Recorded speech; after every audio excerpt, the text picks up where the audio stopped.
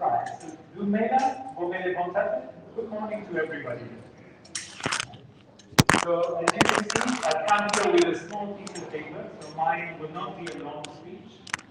All protocols have been observed, all respects have been paid, and we would like this to be a good discussion, which no barriers, everybody can free to participate. English from Lesotho or other languages, we can try to make it free. Feel free to participate and be at your place comfortable here today. So let me introduce myself. Indeed, my name is Mario. I work for the EU delegation in Lesotho. And as far as statistics are concerned, I'm a young person myself, even though only for a few more months. However, you can be young mentally, physically, forever. That never stops. I said I would be short because we have a very rich program and great speakers with us this morning. But allow me to tell you three things. The first is, again, welcome, Amo Hela. Thank you for being here on behalf of the EU delegation to Lesotho and our ambassador. The second thing I wanted to say is why. Why today? The 12th of August indeed has been chosen internationally as the Day of Youth. And on top of that, 2022 was also marked by the European Union as the Year of Youth back home in Europe. But this brings me to the third thing I wanted to share with you. We believe that young people don't need to wait until every 12th of August or until every European Year of Youth or International Year of Youth to be invited, to be remembered, to be commemorated. As a matter of fact, especially at those tables when decisions are made about their future and about the future of our planet, young people must have a say, whether they are invited or not. As a matter of fact, when they organize collectively, when they get their act together, young people can make their voice heard loud, whether it is 12th of August or not, whether they are invited or not. And I can think about an example, the climate change, or as young protesters across the world have forced everyone to acknowledge the climate emergency we're currently facing. From Vanessa Nakate in Uganda to Greta Thunberg in Sweden and millions of other young people around the world, they know that the status quo, left to its own devices, will not change itself, especially if it is biased and loaded against young people. They know that the only way to change it is to get together and bring their voice up. So when that happens, and this is an example I've experienced myself, even my bosses in Brussels, they had to listen to their voice. When the big decisions about climate were made, when the big decisions about priorities and budgets were made, climate action was prioritized precisely because of the demands of young people.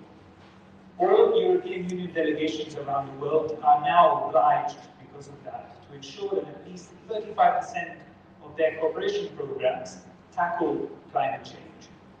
And I can tell you more. Here in Lesotho, we went further. Here, 3/4 of our future programs will be directly linked to climate action, be it in water and land conservation programs or renewable energy.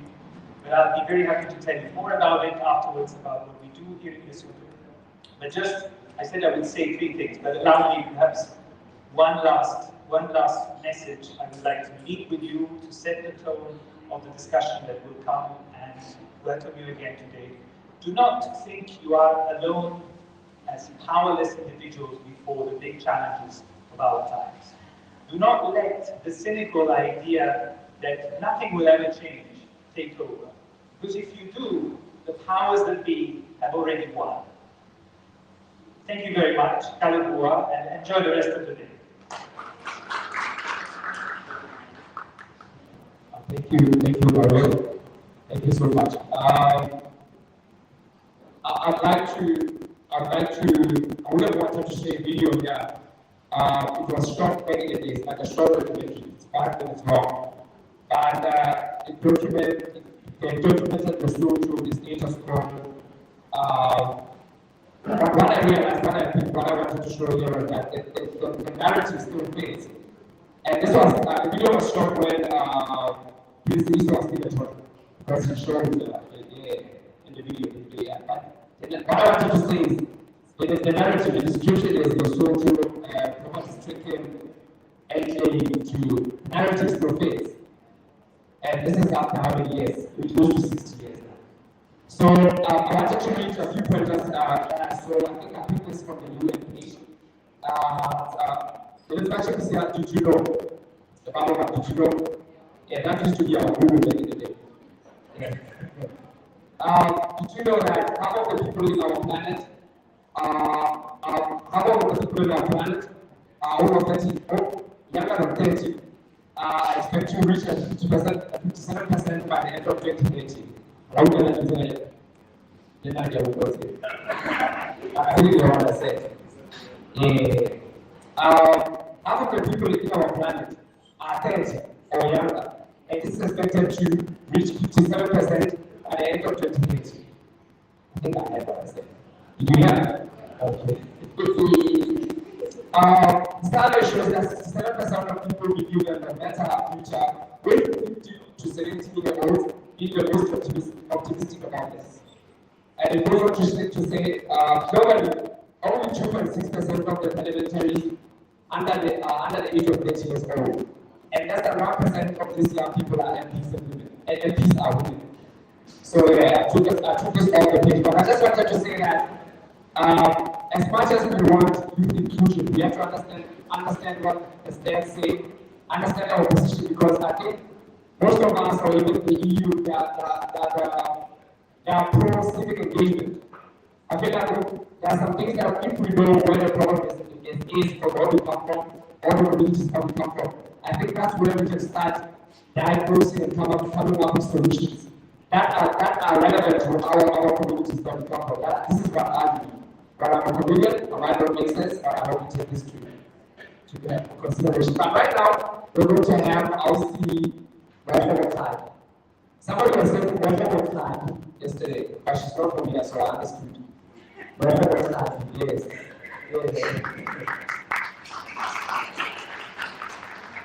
So from now, I want to relate to the pronunciation of switch words. We try. You know that they actually want us for getting English wrong. You can see that this is what I was getting English wrong. I got a problem. Before you make a point, you have to get pronunciation right. This is what you grew up with. I just told from you. Yeah. But anyway, one more also was you did. Would you like to say yes? I said what I'm saying.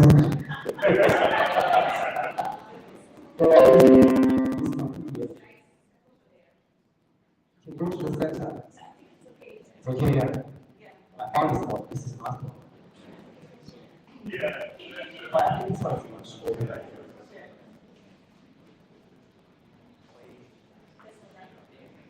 Good morning.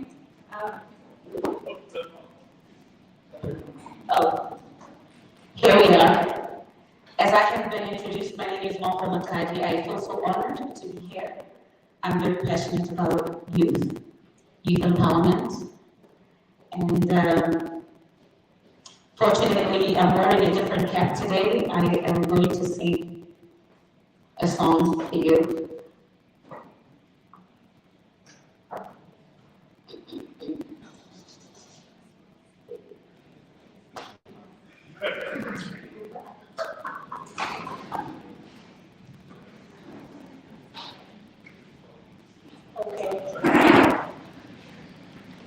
Well, we can chat in the meantime.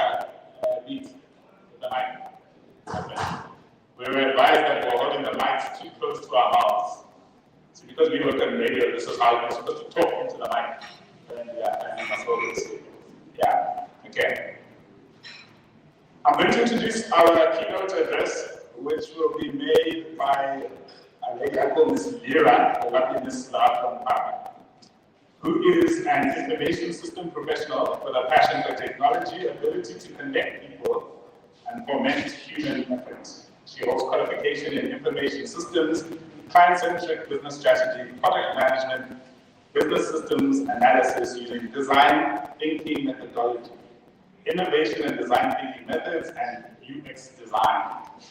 Auditing through various institutions of higher learning such as NUL, UCT, Stellenbosch, and University of Virginia.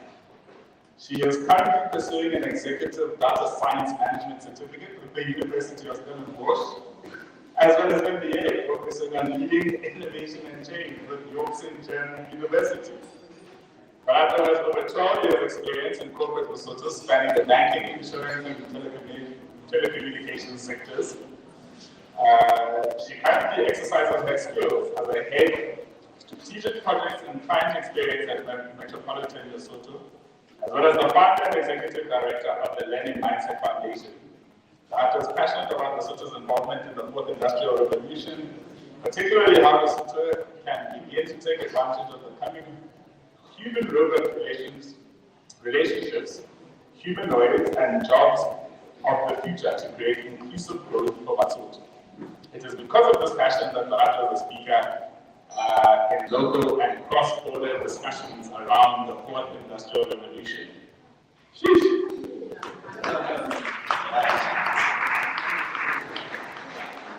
And a round of applause to me for reading that.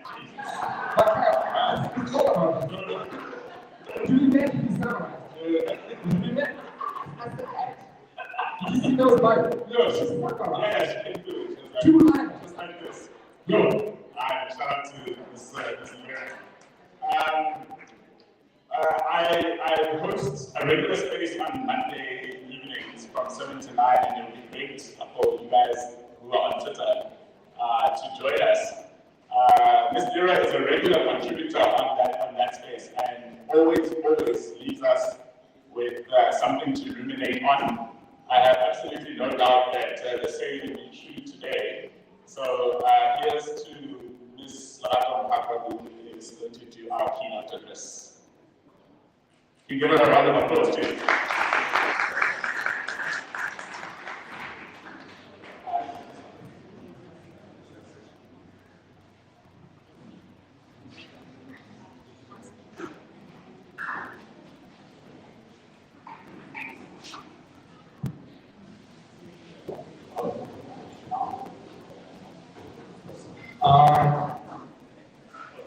I need to remind you guys of the hashtag. Remember, this hashtag YEYY2022, hashtag EU in Lesotho, hashtag voice of Lesotho.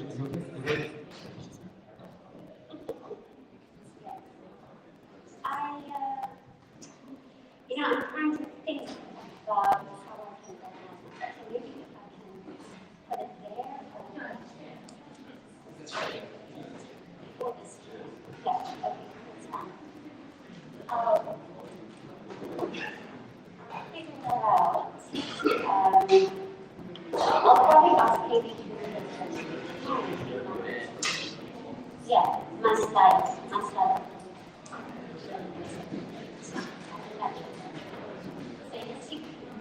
Going there when I saw it. London medical text.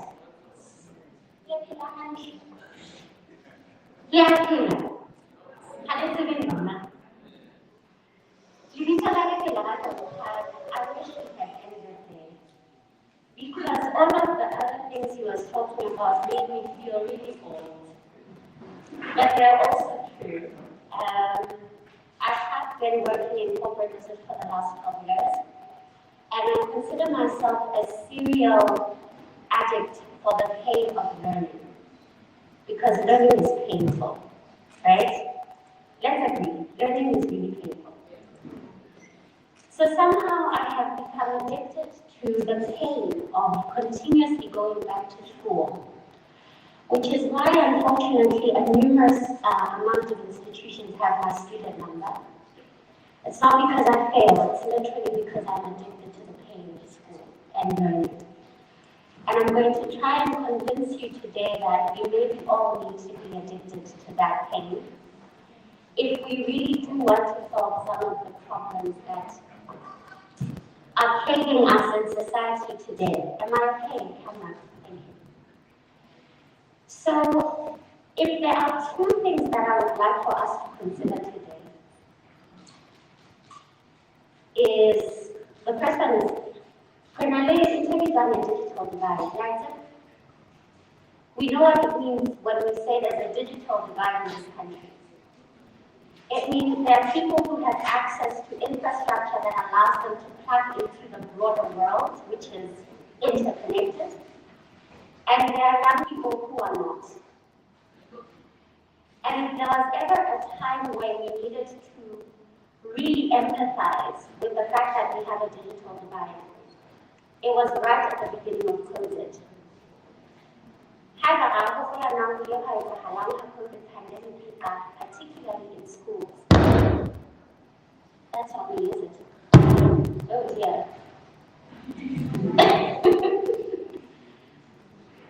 If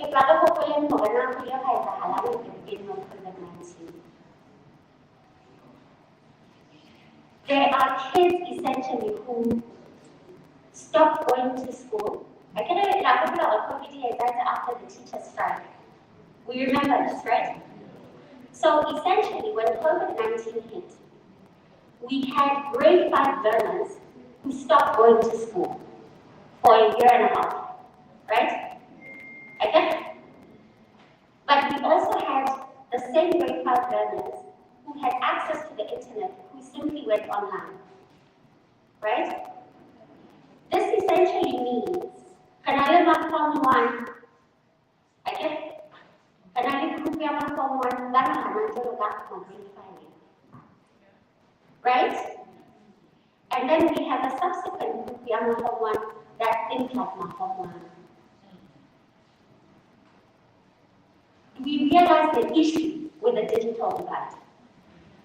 And the fact that it unfortunately creates systemic exclusion right from the beginning, whether you like it or not. If you have the internet, you were able to go to school, and you were able to equip yourself with the hard and the soft skills to get you through high school. But there's a child who is still thinking like a grade 5 learner and is now in the LGCSE program. What do you think is going to happen in the next 4 years to that cohort? What do they like? Right? So this is a problem. And it's our problem. Because those are the same people that we need to then find a way to create into productive members of society. How? When something as tiny as a pandemic has completely crippled their mental capacity. That's the first thing I want us to really think about. The second one, is a phenomenon that we call the Great Resignation. Do you know it? Have you heard of it? As of March 2022, there were 4.5 million people that resigned from their jobs. And it's a combination of issues, right? It's people that grew old and had to retire, but it's also young people who were struggling to adjust because of mental health pressures. So we now have 4.5 million jobs that should have been increasing productivity globally that are vacant because we cannot cope. We can't cope.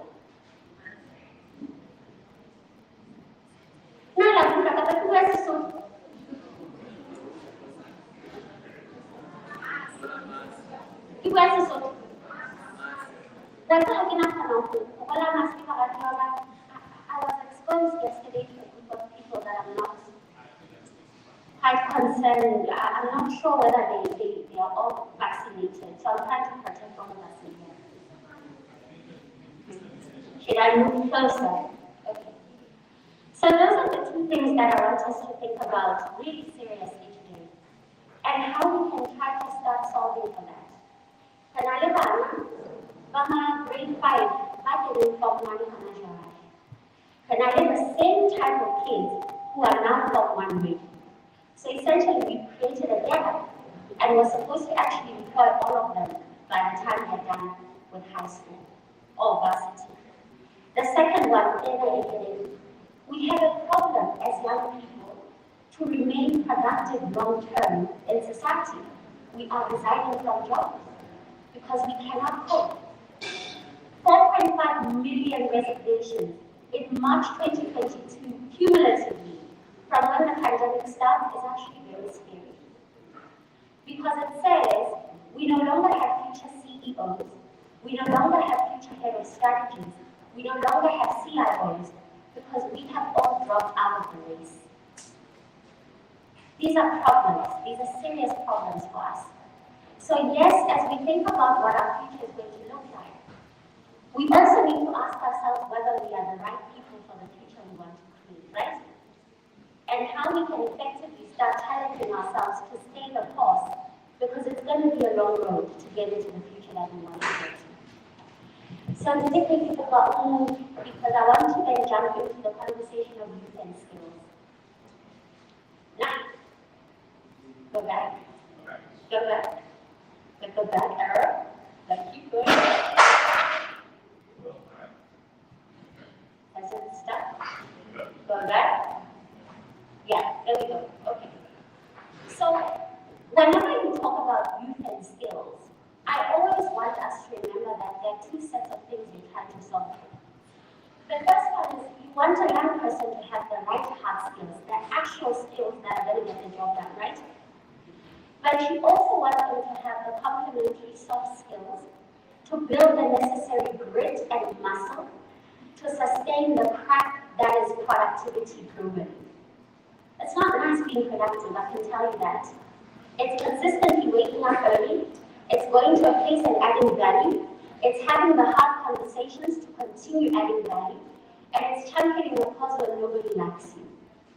So how do we combine and create ourselves into young people that have the right hard skills, that are actually qualified for the jobs of the future, that are also ready for the jobs of the future? So if you look at hard skill set development, there are a couple of things that you can try and solve for. Go ahead.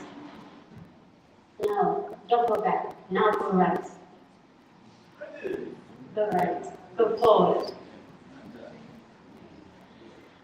Okay, I'll talk about this one first. That's fine.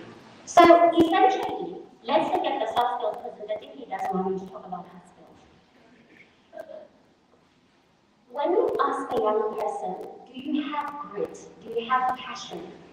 Are you somebody who operates with integrity? A lot of the time, we draw a blank. And it's not our fault. Again, you're not taught what integrity is. You're really never asked whether you're an honest human or not. You're not taught how to be innovative. And you're certainly not taught how to have grit. You're taught to pass.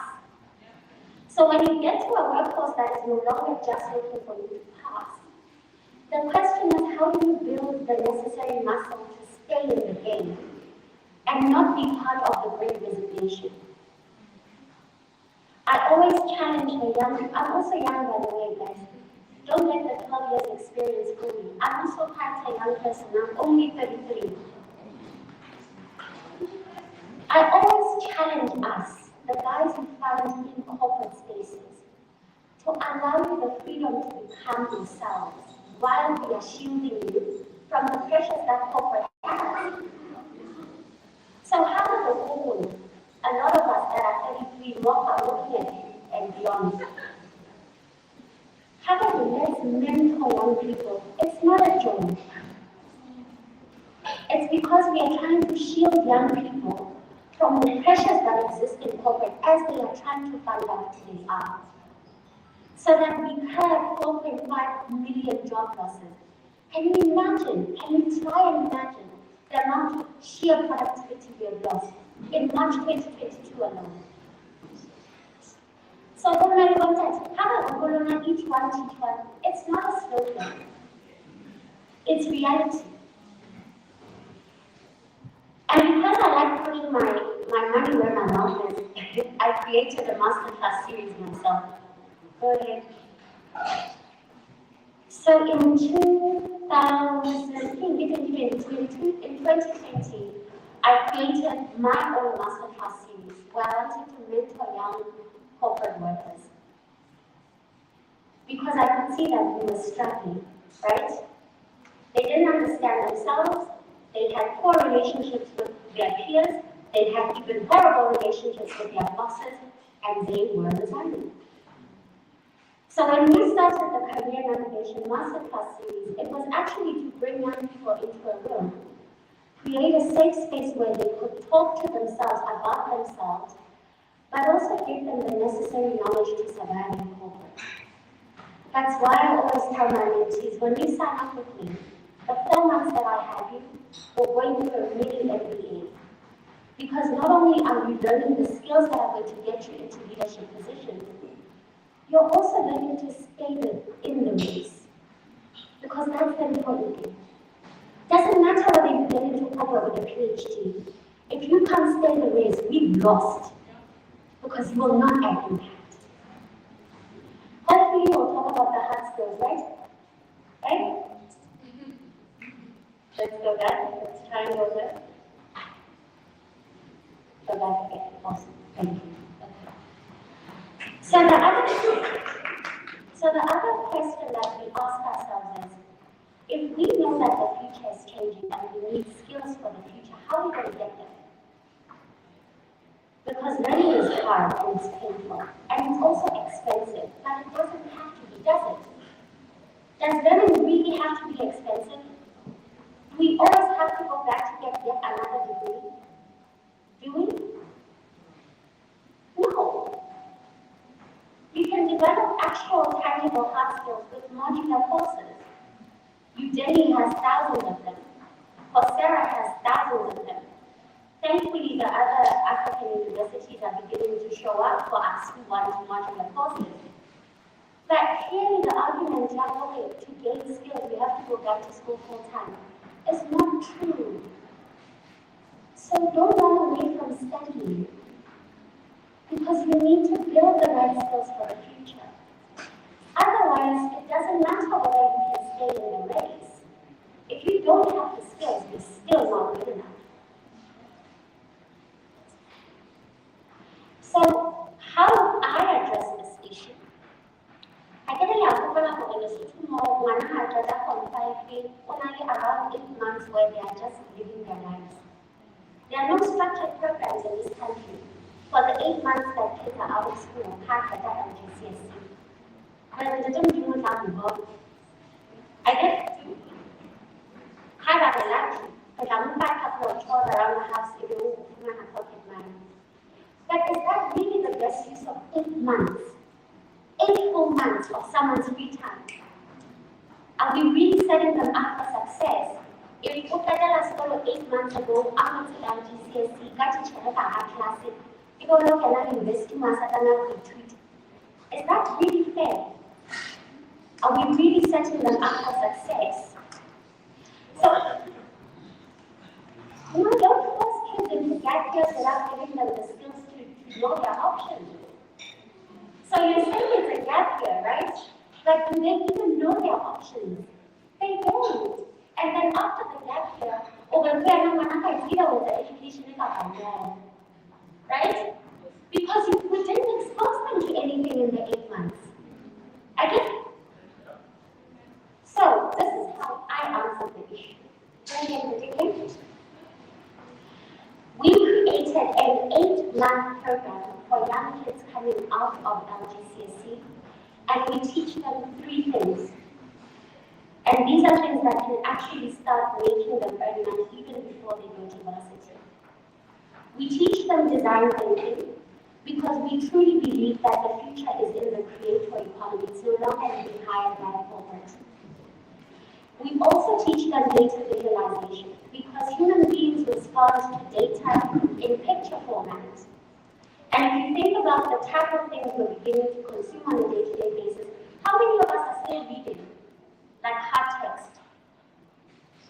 How many of us are still reading hard text in this room? There's only a smattering of you. The rest of us are on TikTok and we're looking at whatever we're learning in picture format, right? So if you can't teach a kid how to data visualize, how are they going to be effective in translating messages in the future? And then lastly, we teach them UX design.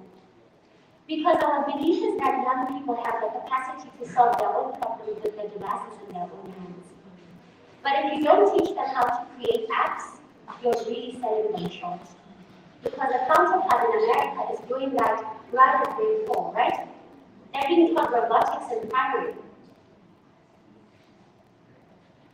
So this is the third year that program has been running, and through that program we have been able to assist 12 young kids, and they have also been able to go through another years-long program with the interactive design foundation. And I'm happy to say 4 of those kids are now consistent UX testers for Google. And they're only in second year now. So essentially, we have exposed kids to the potential of earning dollar amounts that really, that they're almost wondering why am I earning NMDS money when I can really just become an UX tester. So for my point, it's important for us to utilize the opportunities that we see in order to create programs that are helping young people become the young people that are going to survive in the future. And this is one such. And I encourage all of us to start thinking about programs of our own. Go ahead and take in. I'm not going to be too long on this one. So, yeah, go ahead. Go ahead. So I can talk about the technology now. Go up, and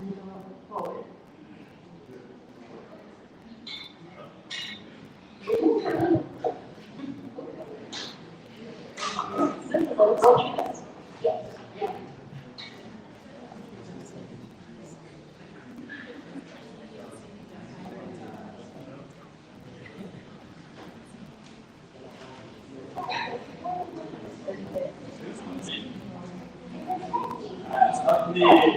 It was him.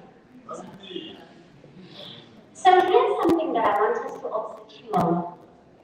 Ndadeka mentioned, so I will speak and I talk about the fourth industrial revolution. I don't know if we still believe we're in one. He says we aren't. I don't know what you guys believe. My argument is whether you believe you're in one or not, it's still happening. Whether you're an active participant or you are just sitting back and relaxing, you know this thing is still happening, right? Right? You're literally passive participants in the fourth industrial revolution. And there's only one example I always use. How many of us in here are carrying at least 2 phones? At least 2. How many? No, don't be ashamed. I carry 5. How many? Almost all of us, right? How many of us then supplement that with a smartwatch? Okay, you're walking around with your Apple iWatch, your iPhone, and your MacBook, right? And then for those of us that are really obsessed with Nike, how many of us are wearing their latest sensor shoes? How many of us? So here's, I have a pay. So here's my argument. Whether you think it's who I are, it actually is. We're just passive consumers of the revolution. Because we're buying all the stuff that's being produced to aid the fourth industrial revolution. And so if you look at this statistic, where this is the only time in history where there are more devices than human beings, it's because of your 2 cell phones. There's 7.97 billion people on Earth, and there are 10 billion connected devices. That means one person has at least 2 devices on them.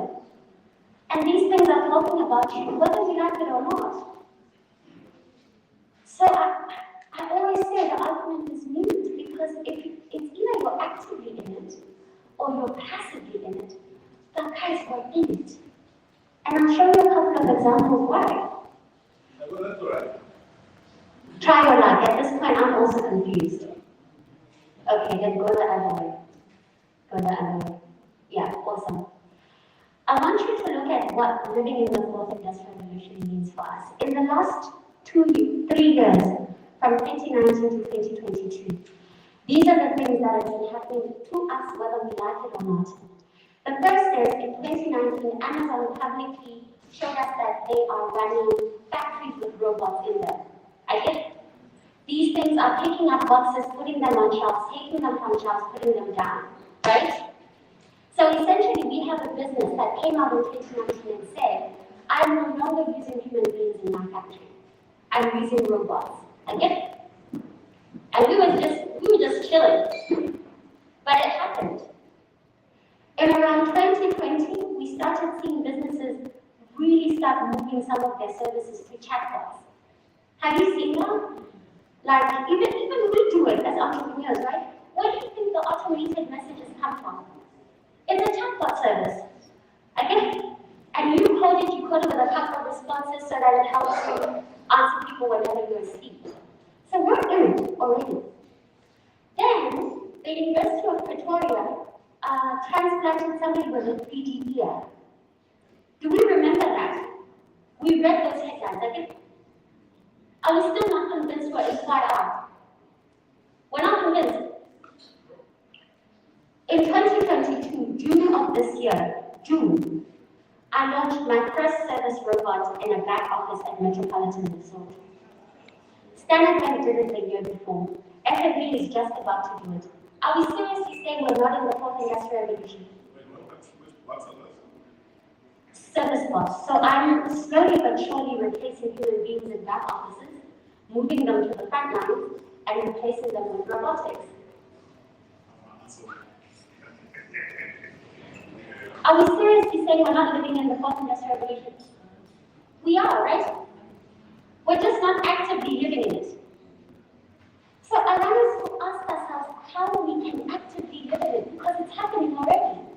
Let's go to the opportunities in the decade. Right.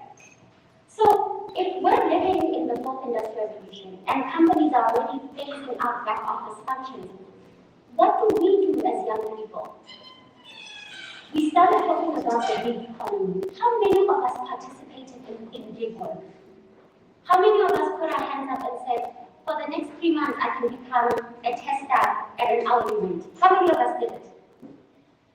How many of us even changed our CVs to show that we're open to gig work? We're still saying we want to be open to being hired permanently and pensionably. In a gig economy, guys, no. Why? How many of us even updated our CVs? How many of us even created a LinkedIn profile? You did at least, thank you. I'm going to hire you just for that. The second one is this. This gentleman over here is an active participant of the creator economy. But incidentally, his company still doesn't have an app or a website. Why? Why? How do we find these services, sir? Okay, he's telling me he has a link tree. But for those of us that are creators, guys, how many of us have mobile websites?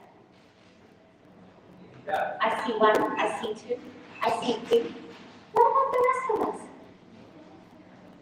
How do people get to access your services if you're not on the web? And then lastly, how many of us are beginning to think about the metaverse?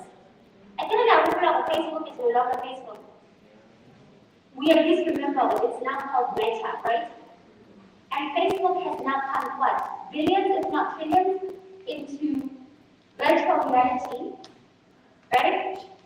How many of us have started thinking about creation in the metaverse? What would your products and services look like in the metaverse? What would they look like if they were a game? And yet, we're teaching our kids to live in gamified worlds. I think about another tablet to keep them busy. And on those tablets, what are we loading? We're loading games, right? And this child models his or her life around gamification. How are you going to translate your services to that person when they're old enough to afford them? So guys, there are opportunities here. But for some reason, we want to say we're not in the fourth industrial revolution. Why? I'm definitely done with this one. Just go back. So we can skip this one because I think the guys are convinced that there is actual Web 3.0 happening. I don't want to lie to us and say there are no challenges. We know that challenges are different. When we look at skills development and how you need to unlock potential, the big ticket question is always, if you go for a modular course, will anyone ever take you seriously? We've seen these challenges again. When you go to an employer and you say, I've done social media marketing at Udemy, they look at you fast. But essentially, you have more skills than somebody who's done the same thing at UCT, right? So we know this is a challenge that we need to solve. How do we get corporates, if you're still wanting to be president and pensionable, you want to be a gig worker, how do we get them to take modular learning seriously? That's still a journey we need to fight in this room. The second one is, how do we drive the impetus for young people to still want to learn 9 years later, 10 years later, 12 years later? We can only do that if we mentor them. And you can only mentor somebody if you walk the journey. So when I want to have a look at so that you can understand the pain of learning, it's not a joke. It's so that you can teach somebody else how to steer the course as they're feeling the pain of learning. Lastly, we know we have challenges when it comes to technology. We had a 5G tower not long ago. I was so excited about it. The LIA asked me to come to the conference, and there was Professor Mumuba there, and one of my parting shots was, at least in Lesotho we have a 5G tower. And I thought we were seriously gearing ourselves up for the metaverse. But I think do you remember? We just turned it off, just like that. So clearly, we still don't have a plan around the infrastructure that is going to support our ambitions as a country. We still have places that have no electricity, let alone connection. So we are still perpetuating the digital divide, and we need to solve for this. The last one that I wanted to talk about is the fact that we need to have the right laws and the right cybersecurity practices to protect us. We are coming in this race late. I've already been catfished, I just saw that on Facebook. But I sent this thing to these guys and they told me that that account that is replicating my pictures has not violated their laws. Who is protecting me then? We are operating in this space and we have no recourse. We're insulting each other, we're bullying each other, people are committing suicide and there is no recourse. So for the lawyers and the human rights activists in this group, how do we solve for this? So that we make this environment safe, because this is where the future is.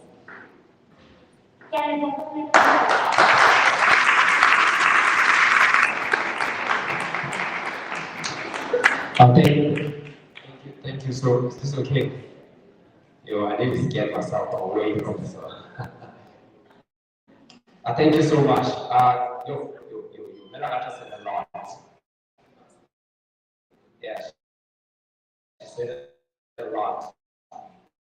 I'd like to make a few announcements before I like to say something you'd like to say. So there's a competition going on. People are going to win. So after 5 days, the hashtags, what I'm going to ask you on top, then we'll just let you guys know. So the two hashtags are Be My Life 22.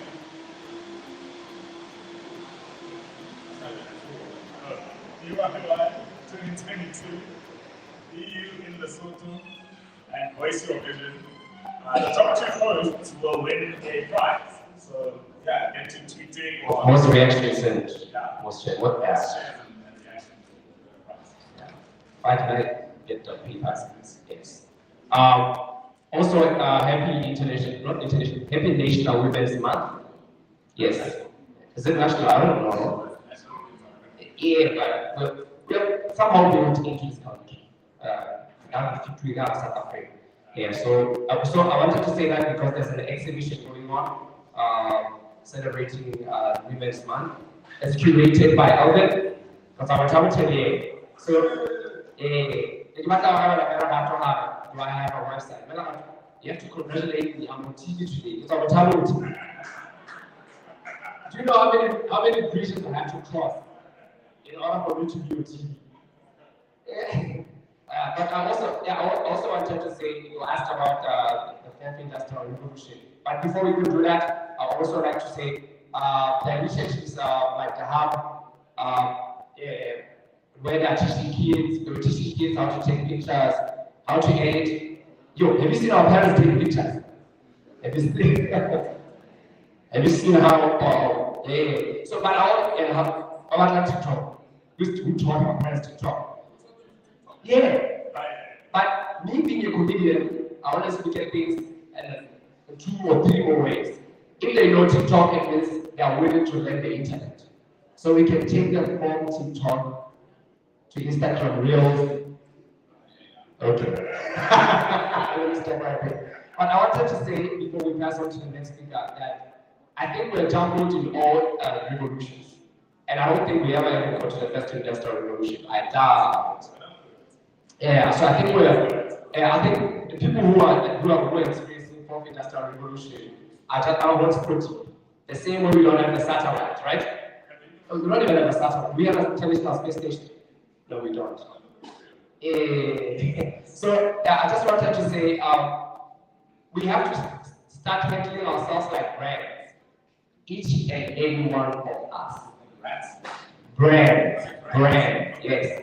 Yeah. So, I'll keep on mentioning that all time I saw how our parents used to handle business back in the day. They would be retrenched from the mines, and then they would open shop. But right? They can buy the things, right? So that's what I see. It's a similar practice on different times. But so talk about business, how I understand. Am I right? So let me ask you a simple question, right? How many of you have friends or how many of you are involved in cash crop or agriculture? How many of you? By show of hands. Yes. Okay, thank you. How many of you and how many of your friends were involved in agriculture? How many of them and you take your customers into the product development? What have you done? Do you take pictures that show people your guys? So I have PTS, this one is Nancy, this one is Ted. Do you do that? Do you guys do that? And how many times do you see your friends as how many times? Every day. KG, 6 times, every time. So I feel like our problem is that we still don't handle ourselves individually as brands. I always ask my friends, when you look at yourself, look at Kevin. Okay, anyway, let's proceed to okay, that's all. Oh, you're wrong in the now. What's happening? But anyway, let's pass on to our next speaker. Our next speaker is Nelson Khebe. Yes. Most of you, I know, most of you know him. I don't know if he'd like to introduce himself, what he has done, and what he stands for, if you'd like me to introduce you. Would you like me to introduce you? In front of you? Yes. Yes. Come over here, sir. Also, you're looking devil for the day. Go better myself. Thank you very much, staff team. I'm Khereng Nelson Khebe, as he has introduced my name. And I'm an activist from the Transformers Initiative. Transformers Initiative is a youth-led and youth-focused organization. On paper, it's a grassroots organization, but due to limitations, we cannot really exercise our grassroots activities. What I've done, also I'm a development studies and culture heritage graduate, but my passion is generally development. And that's how I can briefly introduce myself. Thank you very much for the opportunity to come and speak at this honorable dialogue or discussion. Thank you very much, Melorado, for the very wonderful talk. You really provoked a lot of thinking. Like I mentioned, that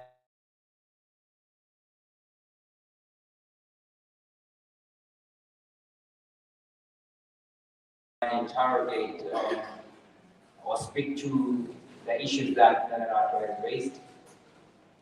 Before I go into my talk, I would like to make us all aware of what youth means. Because we are celebrating or commemorating International Youth Day, some of us don't necessarily even understand what youth means or being youth means. Youth is widely defined, but I will not define it. I will not define it within the constraints in the semantics to any church. What youth is a passage of life, or maybe it's a transition in life from childhood to adulthood. There are a lot of characteristics that we can attribute to being youth. And in our country, we know for sure that the youth constitute about 40% of our country's population. The youth are marginalized in our society and in our economy. The youth are highly characterized by unemployment, poverty, digital divide affects the youth. A lot of issues, gender-based violence, every challenge in this country, every development challenge in this country falls on the youth. As I remember, I think that when I was talking about how we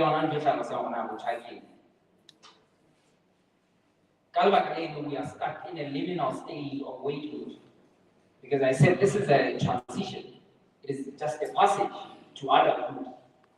We are stuck in a liminal stage of waithood, where we cannot buy the high-tech products, where we cannot consume this high-tech services because of marginalization, because of systematic exclusion that is evident in our country.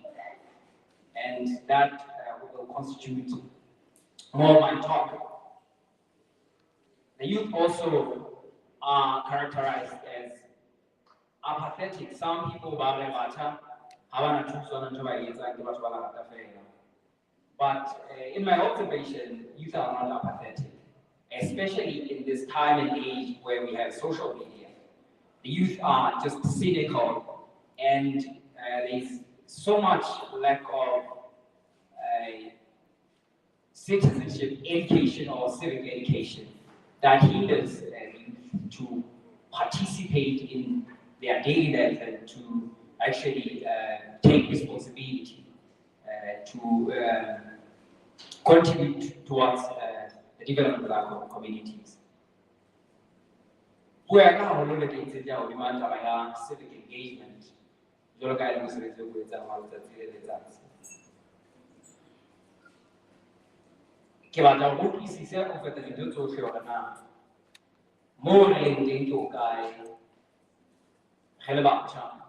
Because I think it is important on this day to reflect on what we have been doing as the youth. Are we doing enough?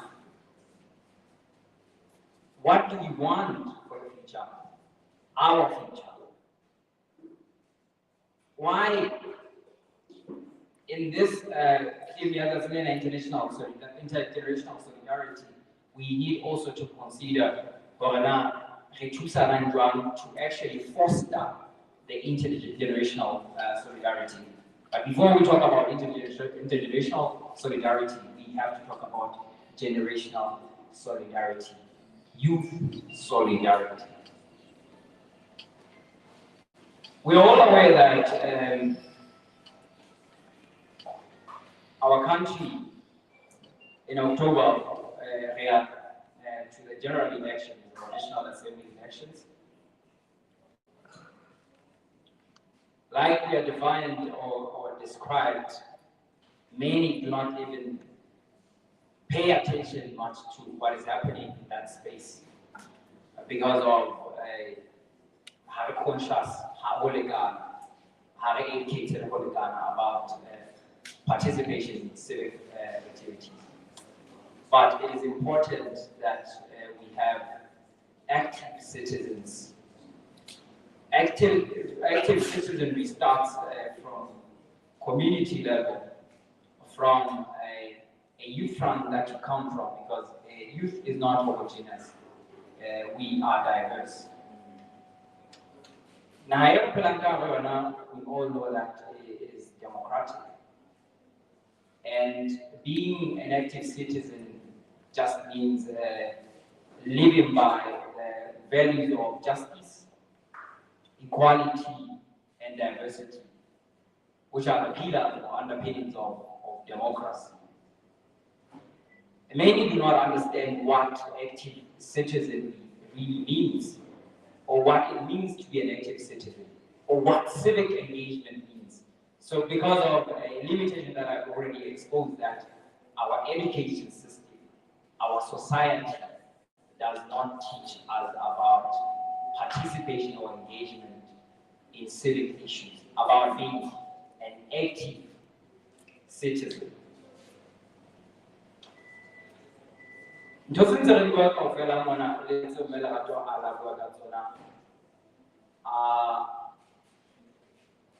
Underpinned under social change. We use this word change, we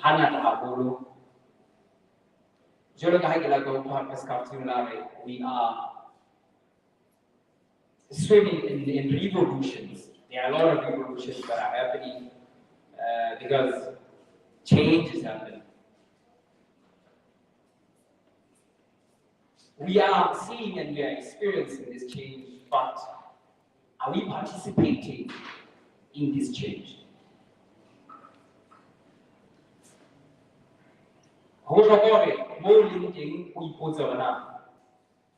Whatever front, whatever passion you have, whatever interest you have, are you participating in change in that sphere? And that will answer a question now, are you an active citizen?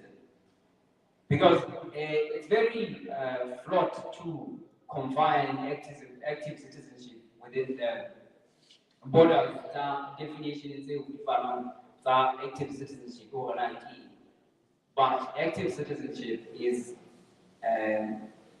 participating, excelling, engaging in whatever sphere that you are in. Many of you do not know about the National Youth Policy, which was formulated in 2017, or which maybe was announced in 2017. It is a National Youth Policy which guides youth development. Intentionally, it has to guide youth development nationally. This prestigious document or policy proposal was formulated because, as a country, like I've said, there are many development challenges that characterize or are attributed to the youth. And to try and challenge issues or challenges that are facing the youth, we need policies formulated towards addressing those challenges. And the national policy is one of these key policies that are proposed to challenge these issues. But to date, the policy is not implemented. That means we are lagging behind youth development aspirations. That means we are far from achieving youth development or positive youth development. So modeling Elena at this point, we about policy formulation. We formulate policies that speak to challenges but do not implement them. These national youth policy, African countries, African Union member states met in Addis Ababa in 2006 to formulate the African Youth Charter, which was then adopted by the SADC and other regions. The SADC Declaration was formulated in 2015. It also guides a youth development regionally. We have policies that are trying to guide, or maybe that are intended to guide youth development, but which are not domesticated or which are not implemented to drive the purpose. It is a challenge. We can become active citizens.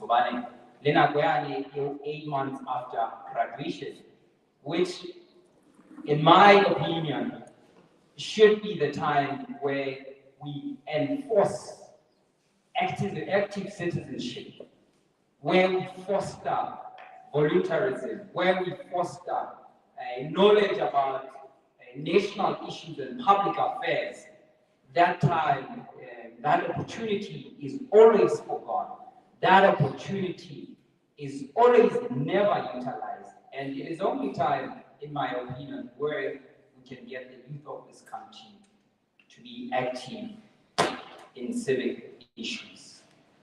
I am just speaking from what Mederato has just sparked in me, and I will engage more in as the discussion heats up. Thank you very much.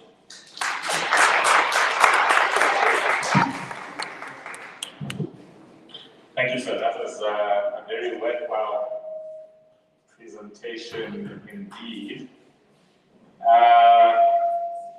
Can I ask, as a follow-on, perhaps, from that conversation, how many in this room are 24 or below? Without revealing your age, sorry. When I think you don't know what 24 looks like.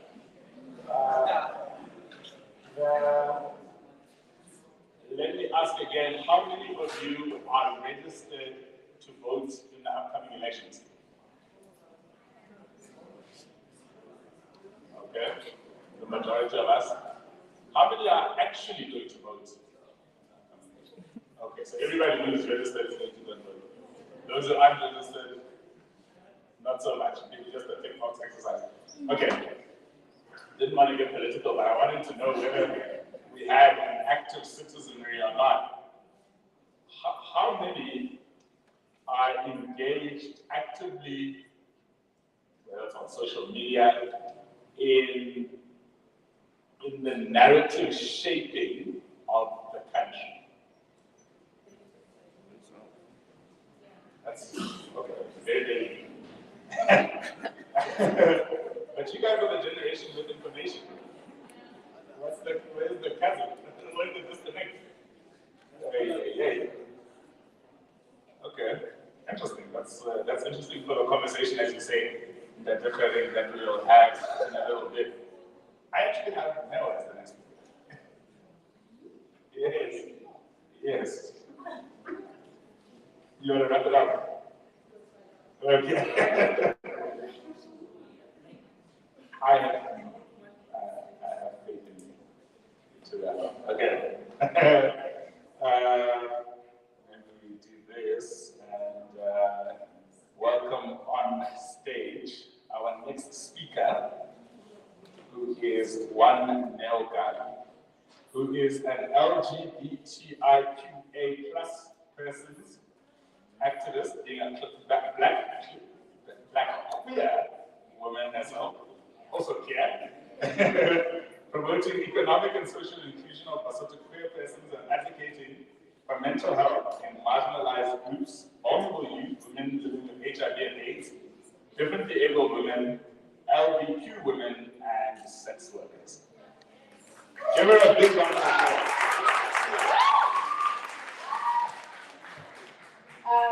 Hi everyone. May I first start saying that politics will always be personal and life will always be personal. So I'd like to first address the fact that we were calling out with respect, Chair. I understand ladies and gentlemen are known. We have other genders and other people who identify diversely. So that's why I said hi everyone, just to also implement inclusivity. So I'm tasked to talk about, improving access to justice. And I also want to be just a little bit, I'm always the devil's advocate in these talks, but just a little bit, just to, well, I'm here today. If we're talking access and we're talking youth, we're having this discussion with the dry run yesterday about what kind of access we're talking about today as the youth. And to me, it sounds a bit privileged because I don't see my disabled youth or differently abled youth. I see a few queer youth that, thank you guys, thank you. And so I'm also aware that we are in language and we're using technology that a study has shown that about 60% of the youth in Lesotho are offline. So how are we disseminating information and how are we allowing them to be have access to this very conversation is something that we need to also unpack as the youth that we're talking about.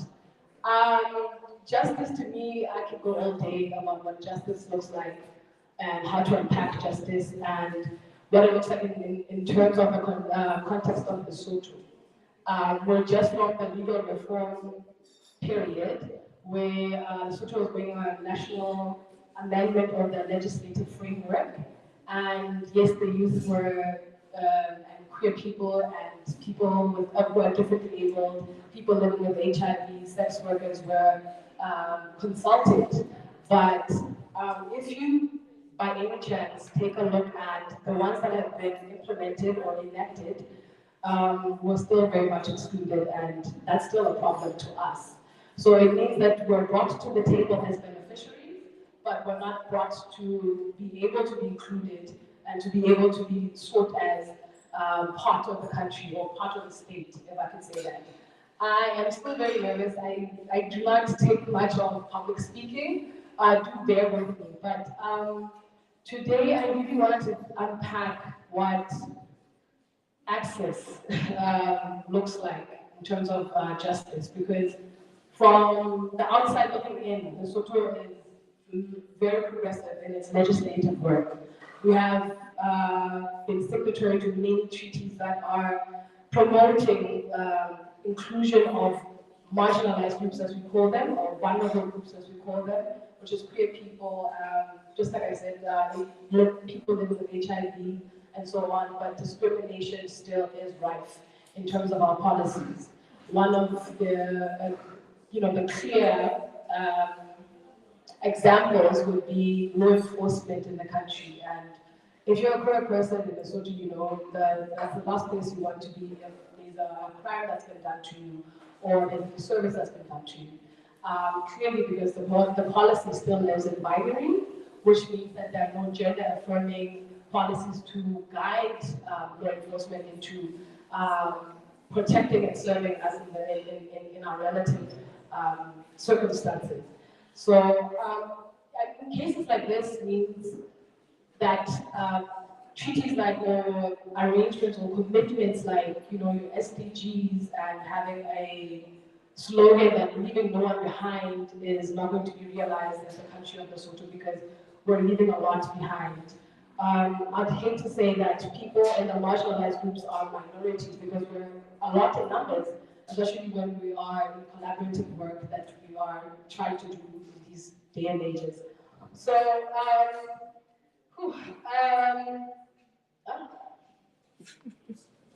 sorry? Oh, okay. Sorry.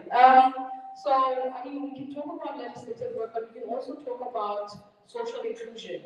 Social inclusion is an uncomfortable conversation that we need to have because, just by example, a lot of people in this room are feminists. A lot of people are working with like women groups and empowering youth in economic standings and social standings. But have we ever registered that a lot of the youth or queer youth are not being, given the opportunity or the platform to also be part of those programs and projects and platforms, or even access to youth who are differently able? There's not a lot of projects that are written in Braille, and we don't have a sign language interpreter right here. We don't have a Sesotho interpreter right here. So it is something that we need to interrogate and really be uncomfortable with ourselves and leave our privilege aside to finally say that if we want to have youth cohesion in the country, we need to establish, not saying that by the way we need the marginalized groups to be on the table just to tick a box to say we've included them. We need to firstly prioritize the people that have been in the back of the class, if I could say, to finally put them forward, because we're also very skilled. I mean, you can hear me right now. I'm very skilled in the things that I say and I'm a queer person myself. So can you imagine if I mobilized my community, you mobilized yours, and we finally become the youth that we wanted to be when we did the Bacha shutdown? I think everyone remembers that. So I did not have a long presentation. I'm very passionate, and today, I'm going to say it, I have colorful language, but today I'm being very respectful. And I also want to say that I am aware that the EU has what we call a Union of Equality hashtag. The program they're running with it's a plan, a 5-year plan for LGBTI strategy, and it also has number 4 is leading the call of LGBTIQA equality around the world. And I really like to commend them for us to also strengthen our partnership to work towards realizing that in this country, because there's a lot to be done in terms of legislative work. We have heard LGBTI promoting, legislating being passed on, and then when it gets to parliament, because we don't have representation, it's set aside for morality's sake or Christian beliefs that supersedes human lives, actual human lives. So a lot of things that I think we need to establish is to decolonize our country. We have the democratic framework, we've seen it work, we've seen it not work, and we have our indigenous knowledge. We know it works from our rural places, because if we believe that we're smart, please go out into the district and find people who are making lives with indigenous knowledge and understand that they have value as well, and bring them to the table. Let's work with our westernized or colonial education and our indigenous curriculum education, because it is education itself, it's still technology in itself. So to finally say we're bridging the gap between being away from the 4IR and coming to it with our own feel and our own brand and the way we carry ourselves as an identity as Basotho, then maybe we'll finally get to a place of uplifting ourselves from a young age. I was just asking the different just 5 minutes ago, because it blew my mind that at primary level, there's no reason for students not to know what the Constitution of Lesotho is. There's no reason for them not to know their rights and their responsibilities as a citizen of Lesotho. There's absolutely no reason for us to not foster the ideology of Lesotho from a young age towards tertiary. This is why we have a lot of my friends also, they want to have skills and then they leave the country. Who are we leaving the country with if that's the case? Because at the end of the day, the only people who are going to raise this country is ourselves, well, in partnerships with EU, UN, and so on. But what I'm trying to say to the youth is, it's time to understand we have a right, great, but we also have a responsibility. That's greater. So thank you very much.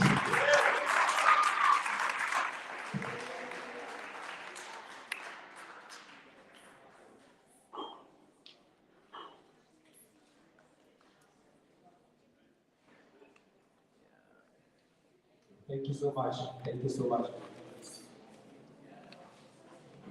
Let me use this one. No, should I tell them? Okay. So I used to have a crush on him. But anyway, this is true, yeah. She was doing her first year. Our next speaker, thank you so much.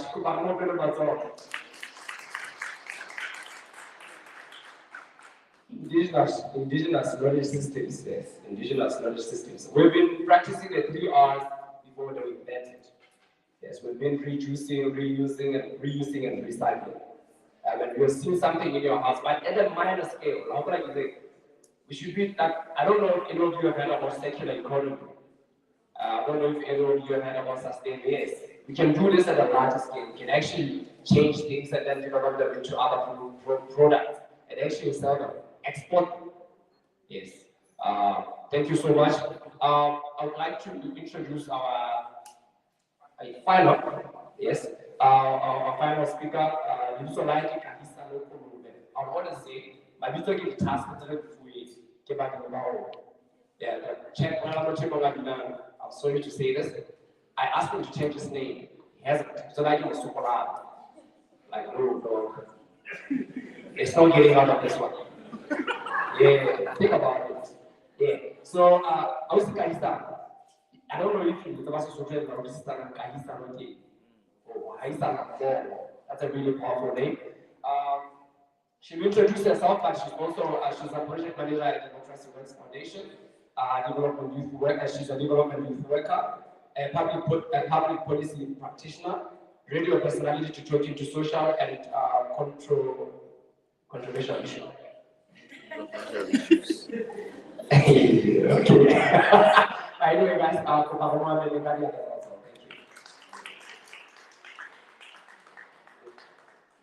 Okay.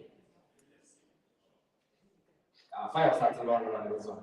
Back kids are from 70. Caleb, anyone here can like all of you here without the light? No. Guys, no. I need to. It's who here, like I am literally.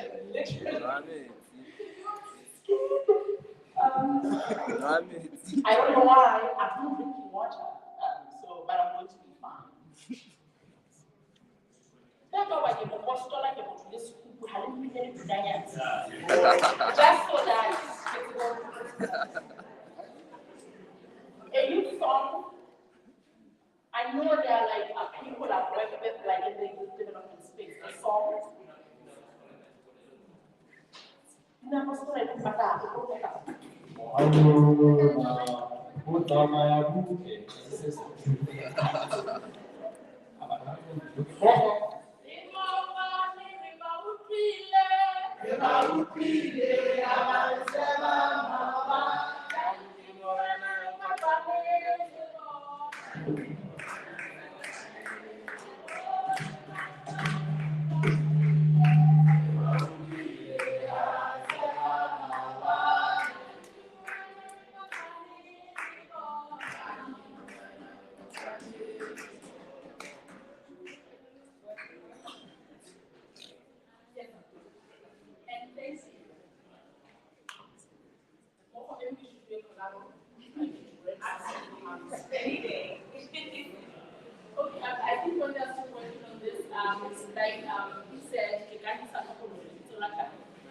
I did the NGO or development sector, and this I've been doing like for the past 11, 12 years. So now we've been around my age sort of, so we can sort of how am I? I've been tasked with a rather difficult thing to do today, to talk to democracy and bridging.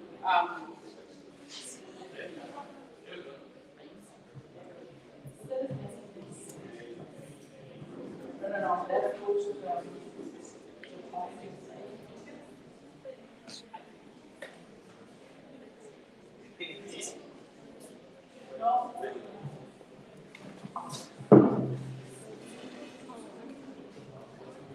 So now, when I get it Congo, I to come up with a lie just so I can buy time. I've never been to Brisbane. I've never done. Yeah, so yeah, I'll just address some things in random. Some of the things that we have to understand, they made me aware or reminded me of value chain, right? How things move, the process of things moving from just being an idea to being a product, how we package. There's this billboard. Are you ready? It's cool. It's cool. Not here. Oh yeah. So, but I do want I'll just mention brand because I'm a comedian. I don't mind. So there's this Docs and Gabon billboard. They don't tell that pioneer. And I tell you, so home was the location. It was speedy complex as a second. Or there's no actual street name, road name.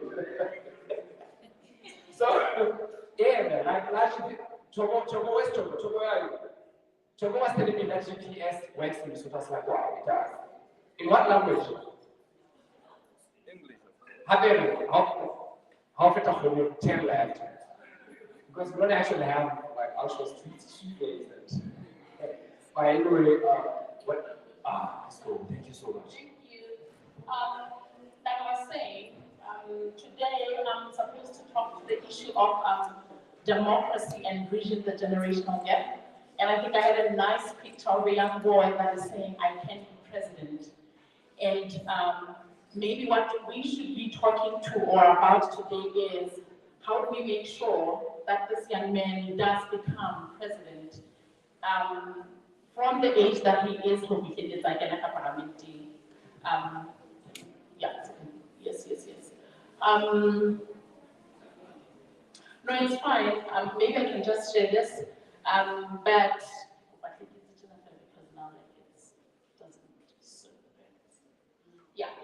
But when I can follow the game, let's go ke ka hisa no go be ke tswa motseng wa Thabaneng ha ke Somane le batho ba Thabaneng number 28 or 29 but also wa mabatho wa Botjhabela ke wela ka sa Maseru City Council 11 mo council wa Dinileng da ke ka hala mo gana mo sa ke tefolo motho mokgethwa wa ka parlamenteng ne le mme Madoti hana santsa le ka parlamente ngwana wa strong mo na mathata wa se so ke motau wa hahlalele okay ke motau wa hahlalele ngwana le se a kometshana a jang ha motlana and maybe we'll find this relevant as we move on into the conversations because as young people we are wanting space, we want to be given space, yet we don't know the technical how to occupy those space, how solely in that particular space, even you don't even know what to do. And how many of you know your constituencies, where you come from? By show of hands? What? Okay. How many of you know what the NRA stands for? Okay. The Omnibus Bill? What is the Omnibus Bill? Oh, this is fantastic. How many of you are responding to development challenges in your different communities?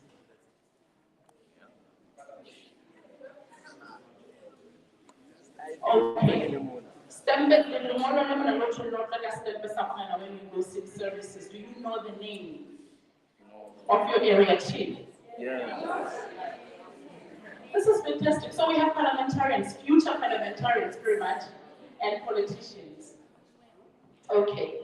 Thank you very much. And I think like it was said, please allow me to go back a little bit. I am from an organization called Democracy Works Foundation. We are nicely represented over there. And we are implementing a project called Putting Youth and Women at the Center of Inclusive Economic Growth through the financial support of the European Union delegation in Lesotho.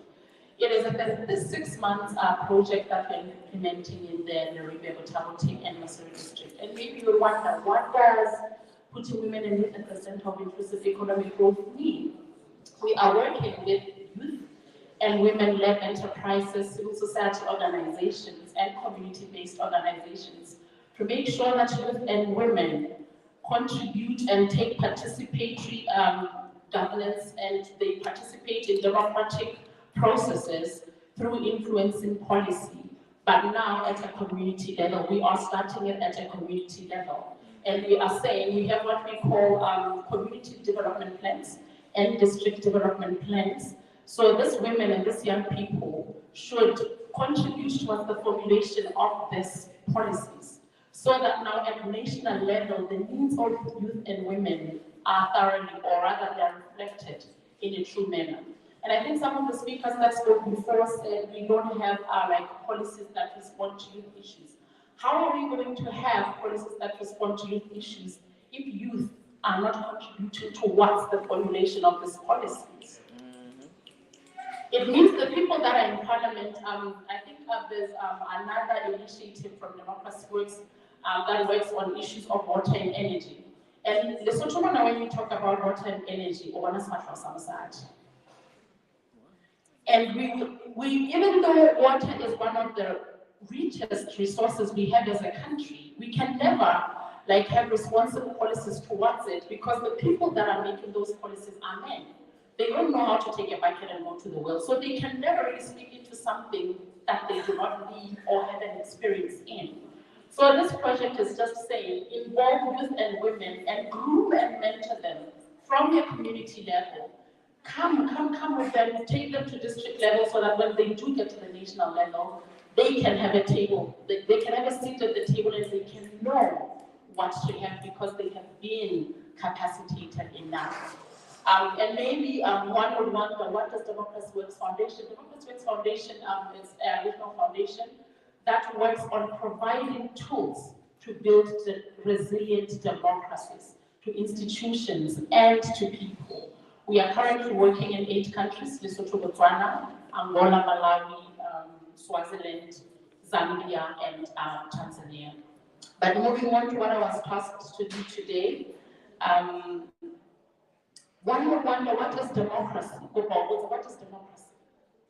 Does anyone know what democracy is?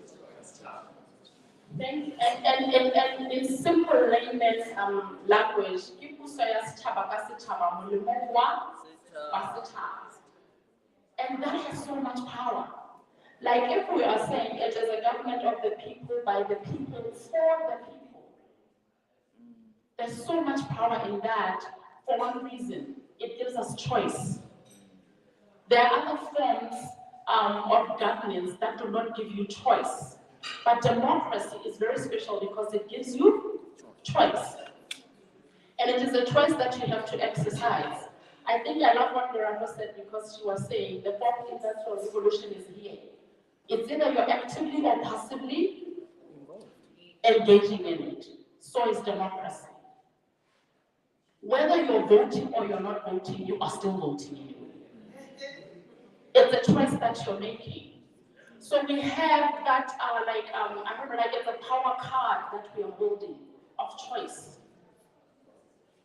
And for people that do not know, it is actually a lawful offense not to register with the IEC if you are in the age that you're supposed to.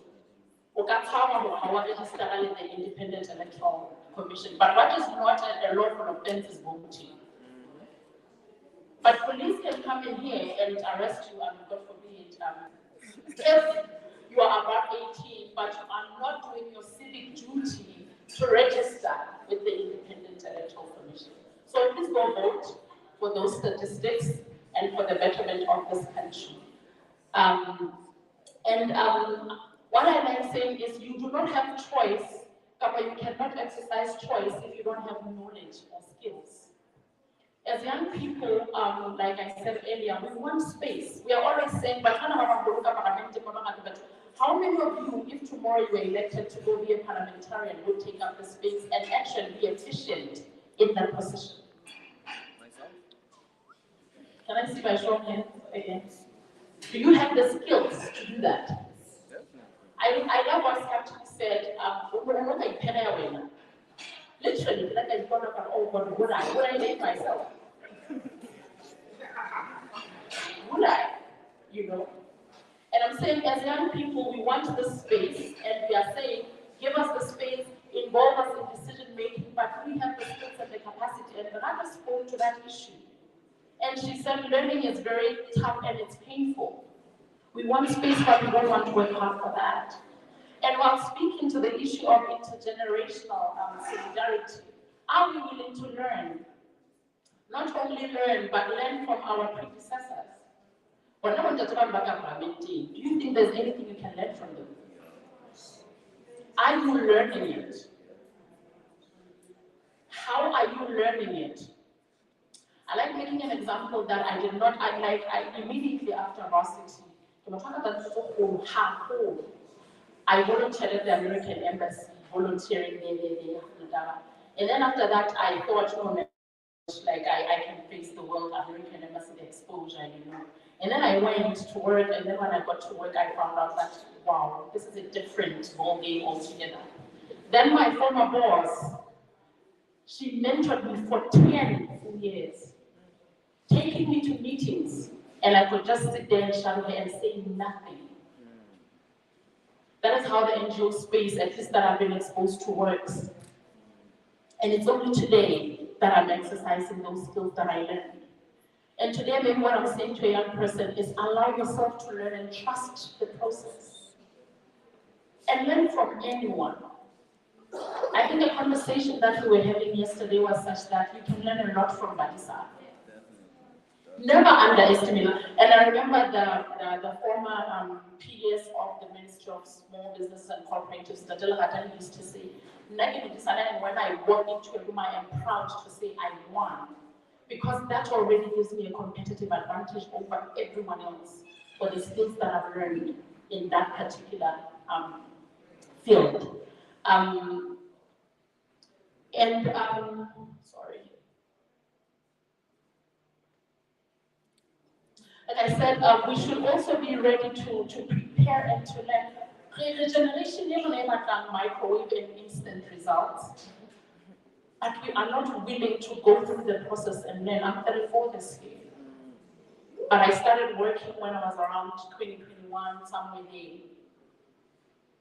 And if I'm saying it is only now that I'm able to sit, and I'm still frightened, like I am, like I would not even believe. That means I still have work to do. So learn, trust the process, learn from our predecessors because there is wisdom that they have that we do not have. We are trusting that they will become the person that we want them to become. And I think, like Loretta said, work on both the soft and the hard. You can be as good as anything at work, but not have patience. You can be as good as anything at work, but not have like emotional intelligence. And snap. We can't take you to meetings if you snap. We can't take you anywhere if you snap. You can't be a leader if you react. So they are very important. And one other aspect that is very important is mental health.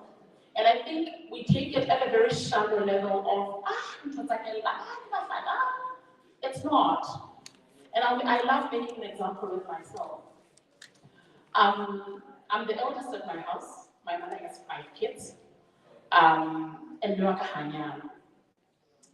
I went through the same process of having a boy, a beautiful 4-year-old boy.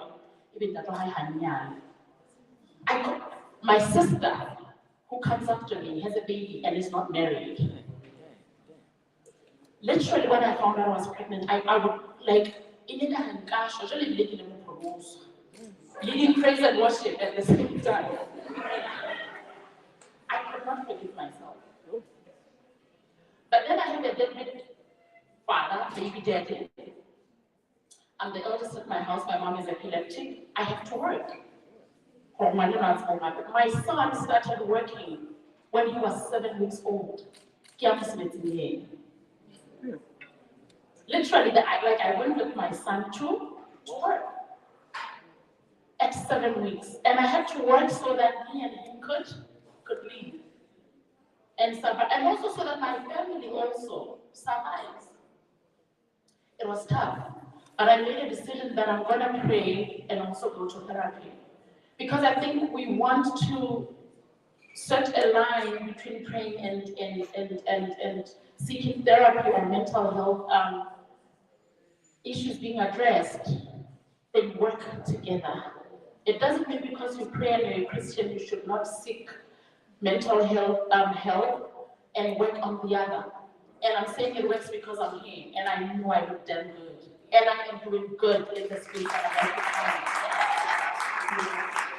So, and one other thing that I want to speak to is, wherever you are, you're a leader. Democracy and civic engagement and leadership starts even in the home and in the family. You don't wake up and be a leader once you start being absorbed by a corporate somewhere and no, it starts even at home. How do you talk to your siblings? How do you talk to your annoying dad who wants the remote all the time to himself? It's his house anyway. How are you reacting to that? It starts exactly there. And I posed a question of what solutions are you responding to in your different communities? Whatever America next door is having 5 babies, but you can't prescribe or even not prescribe, sorry, but recommend family planning to her. You're failing as a leader already. But tomorrow you're going to be saying, no, but these people, which people? What are you doing? How are you contributing towards democracy? How are you contributing towards respecting and appreciating human rights? How are you contributing towards the rule of law? Where you are, with the resources that you have. Sometimes people, when I tell them that after doing my standard 7, I was a babysitter, they don't believe me. But I was. If they don't want to say, you cannot, I'm not.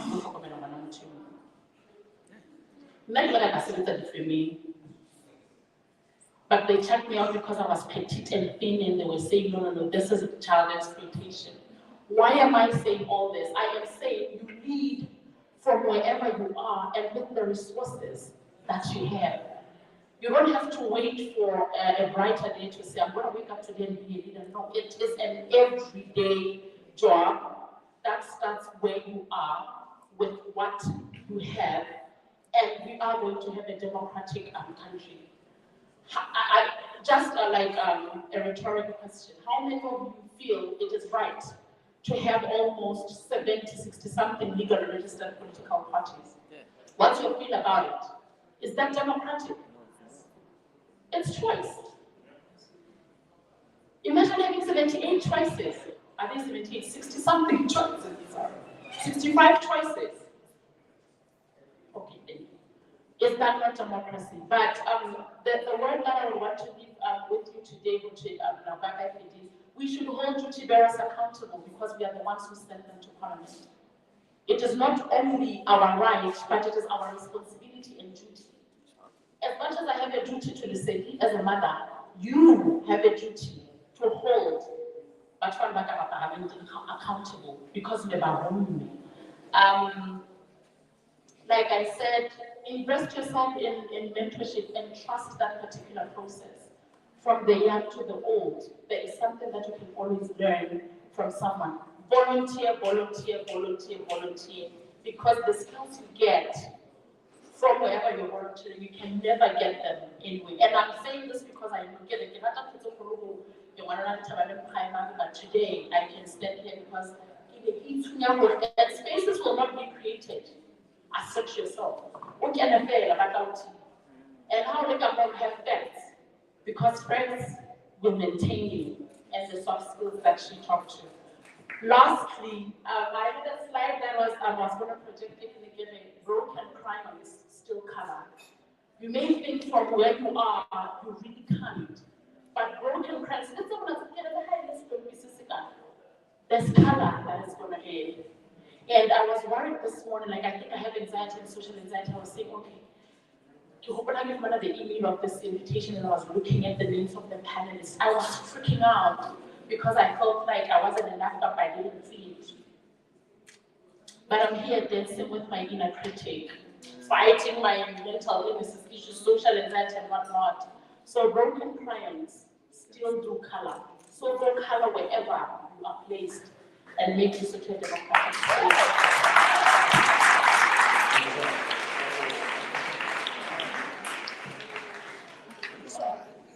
Thank you so much. That was wonderful. Can we have a huge hand for all the speakers? I mean, that was really great. Yeah, of course, speakers were really great. I think that we have a very short time left for our thing. So perhaps we should go straight to questions from the floor rather than you guys listening to us droning on. I saw that all the speakers had notes that they were jotting down throughout the different speakers. So perhaps we'll get an opportunity once we're done with the questions from the floor to also put yours down. I know I had some things that I wanted to add that the people haven't come to listen to me. So I think we should go straight to the floor and see what awesome questions you guys have, because I know you have awesome questions. Do I have the laugh? I do have the laugh. Also, I would like to know.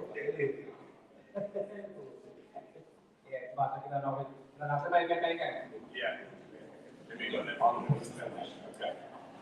So if you will, please come and stand here and ask your question.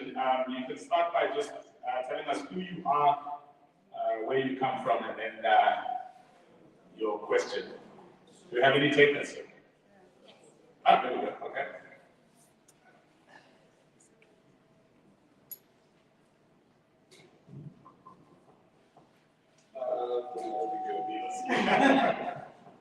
Hello, it's like I keep going. It's all so dry.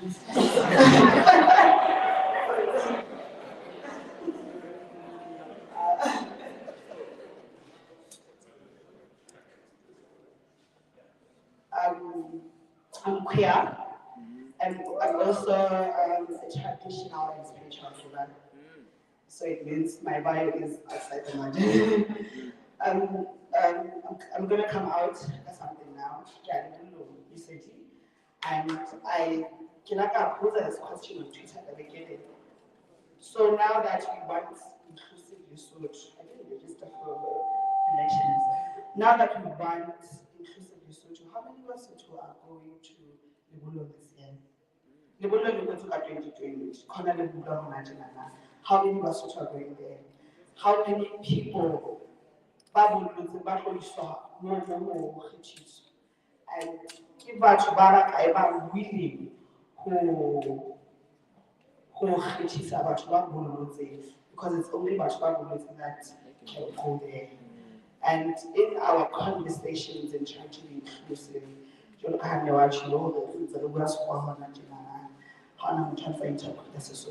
let's try to include everyone else. But my question to everyone, and everyone that's a stakeholder, where I guess you anywhere, how are you including everyone else as a Bahai during elections?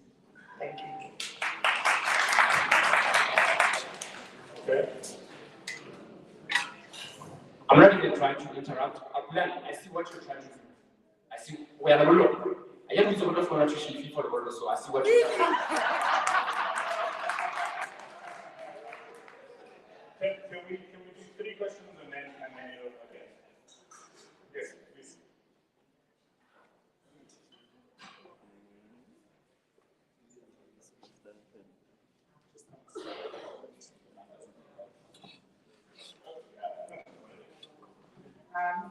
So I'm Hilary Zen, with the People's Mentors Association.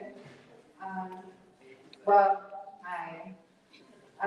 So Nakuzaka is like the idea of participation. A lot of us here talked about access to resources that would allow us to actively participate in the creation of this democracy that we want now. But most part, over how bad about the mental practice, that there will be a certain amount allocated to whatever cause, either it be like minority interests, like women and LGBT, well, not LGBT per se. But my question is, how do we efficiently use resources to be able to include Batuma by minority? Because at the end of the day, if we don't have a clear strategy as to how to deal with minority issues efficiently, it will come back here and say, the other point forward, with issues of minority interest, as some people pointed out, we can't have advancing courses that are well funded or that are politically and socially acceptable. About minority interests that might not be so socially acceptable. I'm a human rights activist and a queer woman. So LGBTI issues are usually very much sidelined and you never hear about them. Apart from that, we're not even included in political institutions that would allow us to vote and make decisions for ourselves by ourselves. So my question to everyone is, what are we doing to include not just socially political issues, but everyone else for the full learning this democracy and vision? Thank you. Thank you so much. So two great questions to start us off. Can we have a there? Yes. Please come in and pose your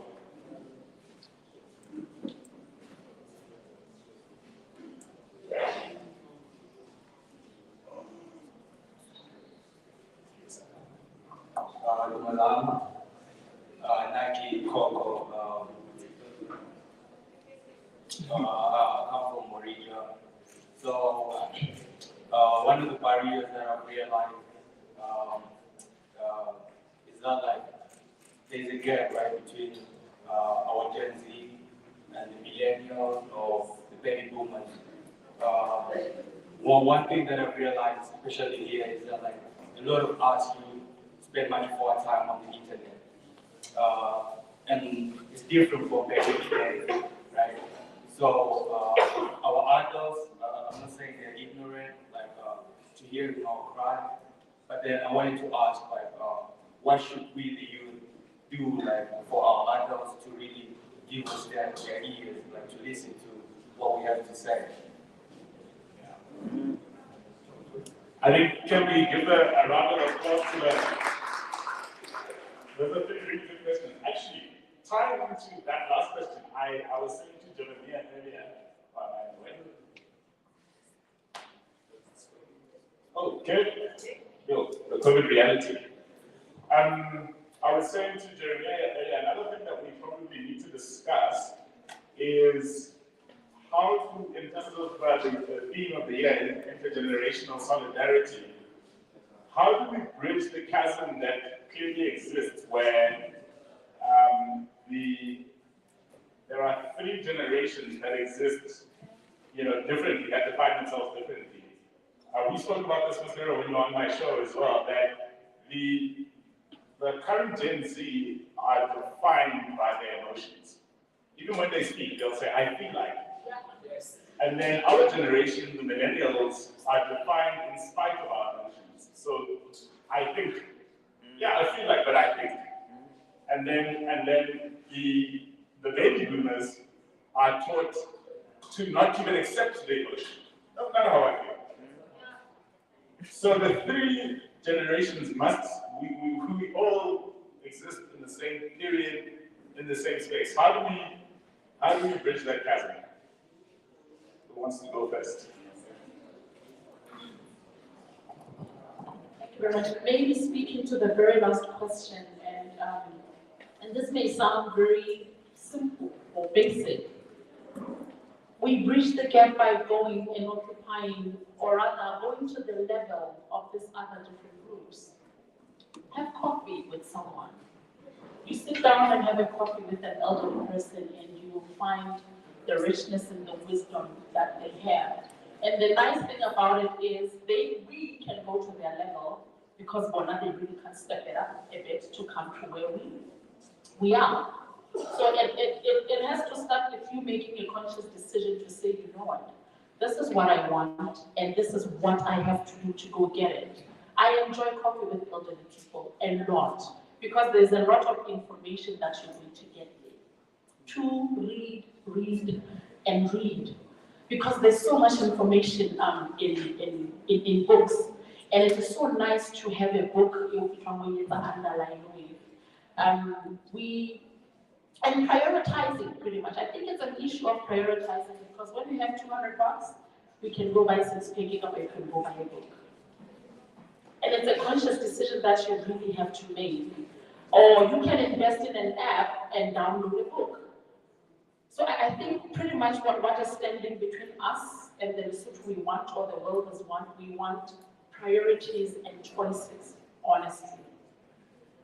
It doesn't become anything beyond those two. You really have to make a decision. For an example, if he hits on me, I have a choice to say yes or no. If I have 5 people hitting on me, it's a matter of making a decision, choice, pretty much. So for me, it's making a choice to choose right, and exercising that choice and using it wisely. And also, yeah, I mean, having tea is like, go there, I mean, have tea with elderly people.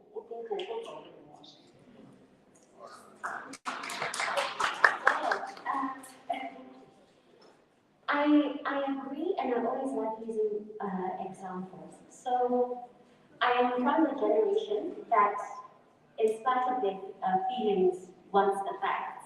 I'm a millennial. And when I started our foundation, the Learning Mindset Foundation, remember, we're trying to address Gen Z issues by upskilling them. But I also knew that I did not have the right knowledge in terms of education. And so 2 of my active board members are my parents. I think we tend to take for granted that our parents also have brains, and they are eager to share. And we're probably the only people they will eagerly share for free. So when we have businesses, why are we not creating voluntary board of trustees and inviting older generations to give us their insight as we're solving the problems of younger people? That to me is a classic example of real intergenerational collaboration. You're giving them the responsibility to teach you as you are solving problems for a younger generation together. So think about that. Beyond your team, think about getting them involved in your businesses. Ask them to be board members. Ask them to look at your business plan. Ask them, after looking at your business plan, whether they can even invest in them. And then ask their friends to do the same. So that you're gaining the knowledge of people that have done it before you, but you're also still solving the problems of people coming after you.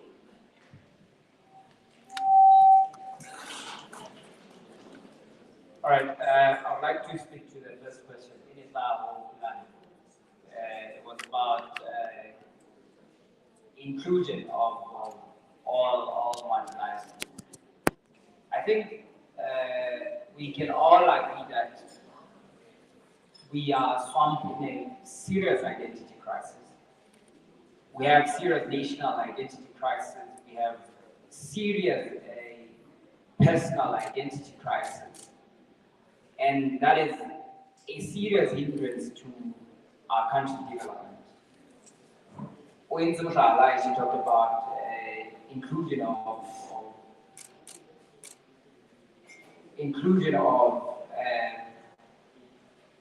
Bachwago or traditional groups in participating in Heto.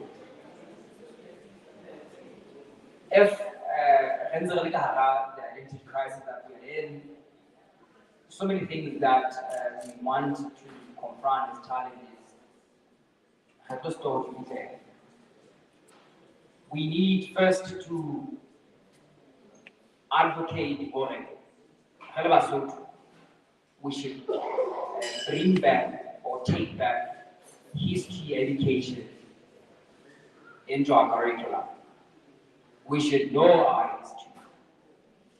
We should also know how society works.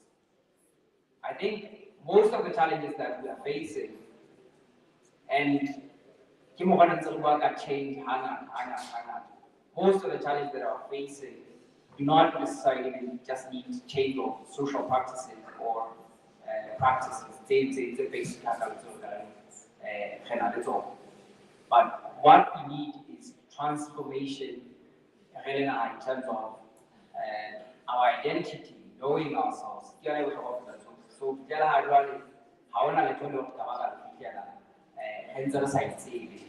And I know we talked about table and about table. Spaces like this, spaces still look at Malabacha, keep more for star.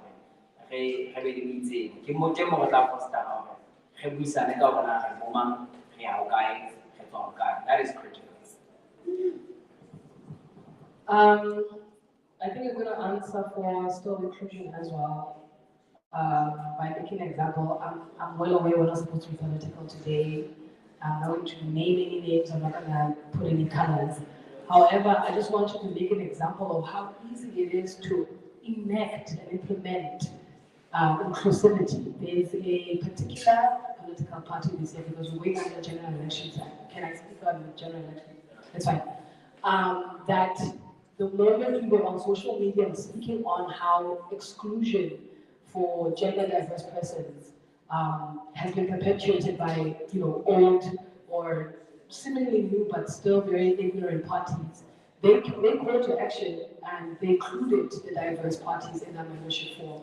It was that easy. It took literally a week without even having to hesitate and understanding that they are demographics that are needed as members of their political party. We need to get to that space. So they opened that space for us.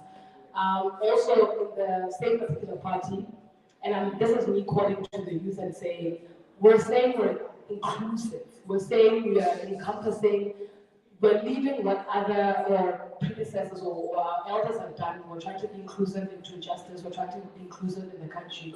But there's history being made in Lesotho in its entirety, and there's a gender non-conforming candidate in a political party, and no one is talking about it except that particular community. And we all know that particular community is impoverished. We don't have access to any economic activity, and those that are privileged enough to have access are not doing anything about it because you don't want to be seen as part of that community. And that is the biggest stigma we have amongst each other. Not wanting to be seen as part of it, but however, we're talking in our silos about how we want a youth cohesion. It will not be realized until you become uncomfortable with yourself and say you're going to go and be in solidarity. This is generational solidarity that the Khayam was talking about. And even when it comes to like movements that have nothing to do with you as a youth, particularly a person. If someone says right now, hey, there's a problem, I don't have access to either voting stations or whatever, I should be involved because their voting is my voting. That's my future as well. So until we realize that every one of us is responsible for every one of us, then I don't know what we're doing. We all got. We're not taking no pun intended. So, what? But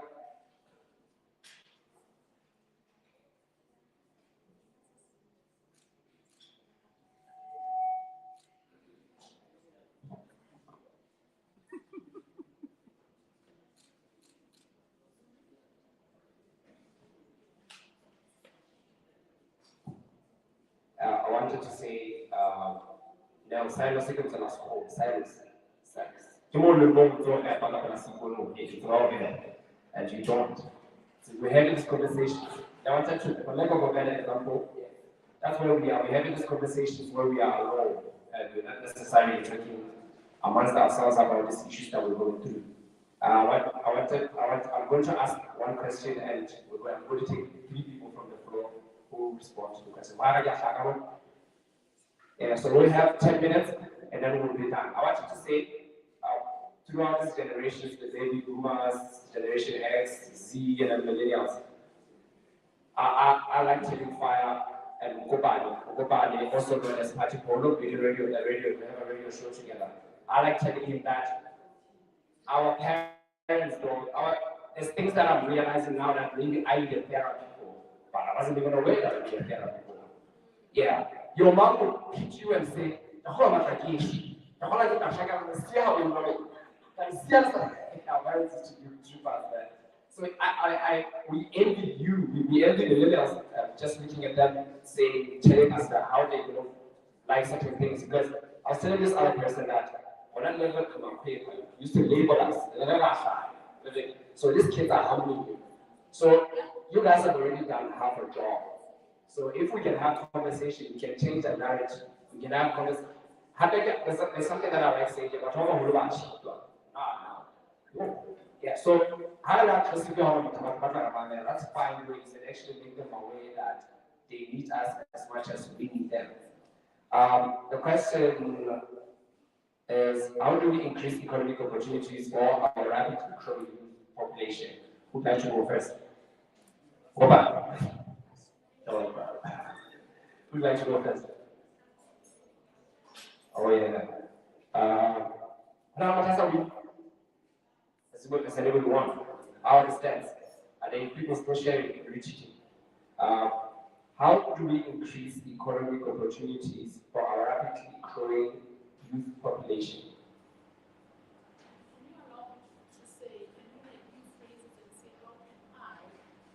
Or me, as a comedian? Okay. I'm already solving the problem. Yes.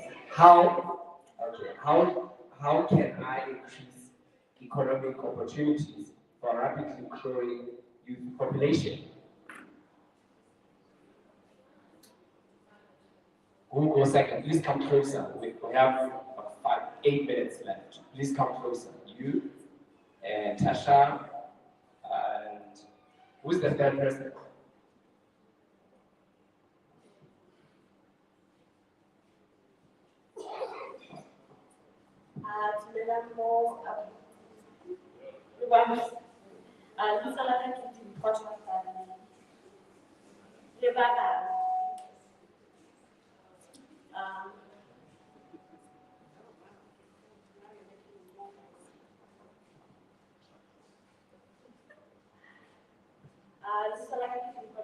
and the founder of the Atlas Kijamo region. To answer the question, I think I'll probably answer questions in that I wanted to say the bitter truth is that we're going to have to step up ourselves.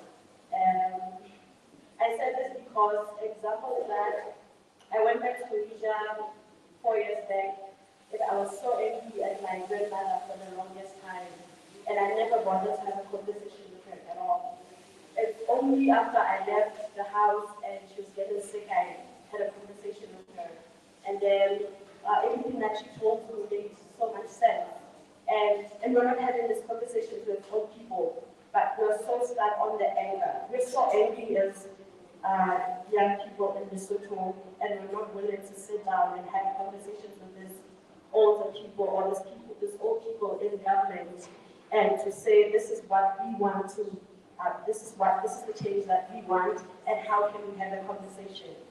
And to answer that question, I think I also recently learned that I'll talk about my industry, that caring about the environment is actually a privilege. In the sense that Hagaya Sekare Kamuja and go and teach young people about climate change and climate awareness, you realize that who are not listening, paying attention, because so people have have other priorities, like what we're saying, access. But access to these things, and also they're going through so much. So for me to go up there, even the climate changes, impact it's pointless, useless. So how do we change? Education also, and realizing also as the young people who have the privilege of using the internet, who have the privilege of being in the spaces like this, how do we go out to the people that don't have this? Rhodesia is very fortunate to have the Art Center and all of that. But also, there's still a gap in the sense that, but not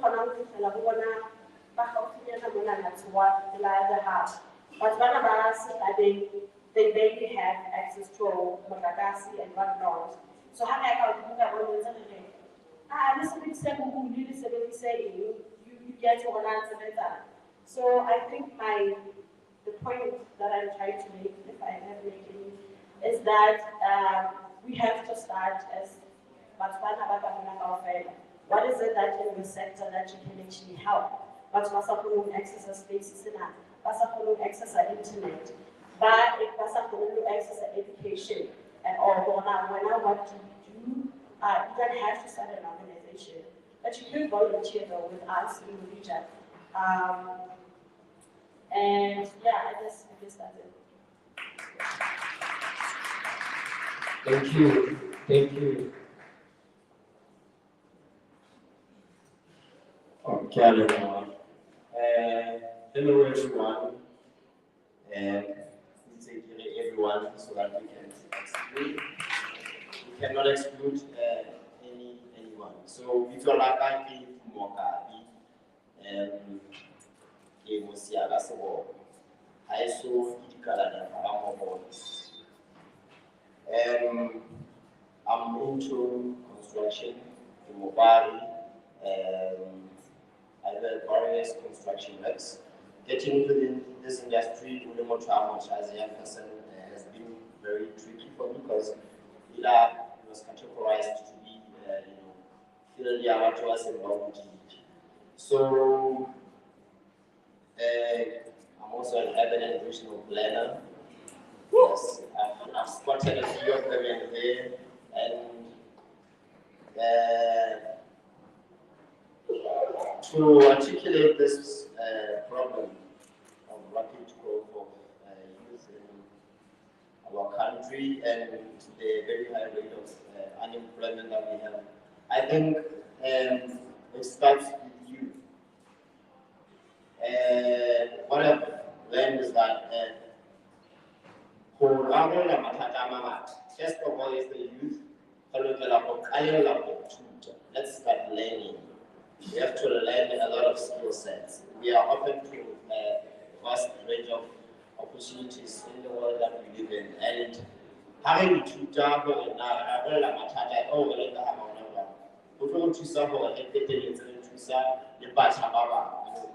not all of us are well conscious of the problems that we live in. How do we make other people aware? So, in order for us to succeed,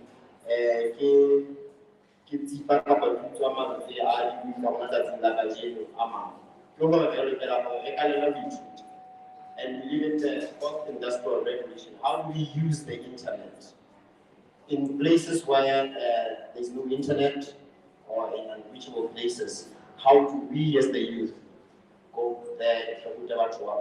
So, what am I going to contribute? So I decided to work with at least one who is struggling, maybe to find a job, share the experience that I've had in the industry I work in my academics, in everything I have learned that could help me become a better entrepreneur, and make sure that that youth succeeds. Kids that will need about home if that's so, that if it means so, kids that will need about so I have worked with one youth. Is a carpenter, and he started being independent and project inside, and that has made me very proud. In as much as it's not a lot of people, helping one person, helping one youth, maybe reach. I can say I'm not a successful contractor, but in as much as I've been in this industry, I have learned a lot, and I have achieved a couple of milestones. So thank you, everyone. Thank you so much. Coaching, you haven't changed, if you haven't lived or you haven't achieved any purpose in life, if you haven't changed a situation of your neighbor or someone close to you. Yes. When the young people, it tortured me for 7 straight years. So last time, the 7. Oh, yeah. Let's carry on.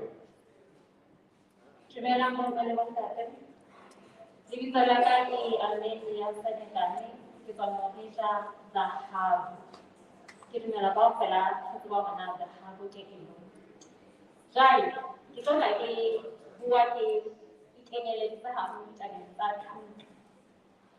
La tseba ke le Mosotho ya dumelang thutong, ya ratang thuto. Ke nka bua haholo ka phata e phahameng ka thuto, ha ka bona hae mane nna ke ngwanana wa magae, ke ngwanana Masilo. Badisana ba tletse naheng mane, ba nkile dibuka, ba ithuta, ke na le lekala le bitswang lekala la thuto ka online. Bana ba bona, they are trained to do so many things, kana le dintho tse ntle, tse sa ba thusing, tse sa ba tsweleng pele, jwalo ka ntho tse ka thuto ka online. Re bua ka hore thuto e tlo re ntlafatsa. Batho ba ne ba kgae bona ebe re buketsa, because ba kgona ho dula ka hara setup e tshwanang le naha, ebe ba mametse mantswe a makenya a Senyesemane. So, ha re nka kgato, nna ke ile kgato e jwalo. I'm not sitting here because I'm criticizing. So how did that happen? Is why this is our mission. So I never know when I never actually got my son on the high. This is our son on the high, but one was a from five. He even to by teacher of teacher on and something like that. People that the teacher holding, healing, but Haka Hana higher to each the Baba there, that's what I think. Kaya lahat na natin sa dapat ay dapat natin so even if you bali na hubana so wala ka sa kita kasi si okay so mo wala mo na wala ka to to na yun aus niya na yun ang nililiya yung plus kita na kwa may saharan ba kada rin ko ba ko kung sa yung ako yan din sa sa kada mo sa ka Hanya kita lahai wala, kita boleh lepas. Kita boleh kenal lah apa ye sampai kuliah cara hanya itu lagi dia hanya ini. Pernah, kita di mana kita boleh kita awal ya kita je ada sebarang mana. Kita lekau pelajar.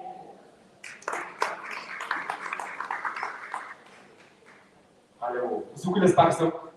There's something there. Something. But thank you so much. I think we're already running out of time. I'll just wait for any signal, but until I get any, we'll just keep on asking questions and then. Oh, you wanted to respond? Yeah? However, you are. Please come to that. Oh, then there's one, and then there's another one. Actually, this is a good thing.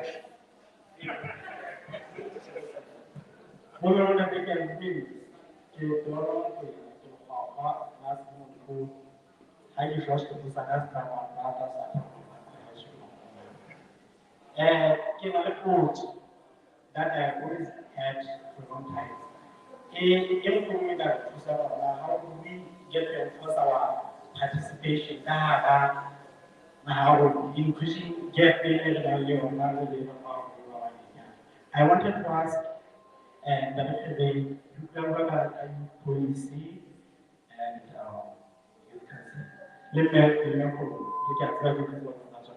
I also show them in fact, I need to say for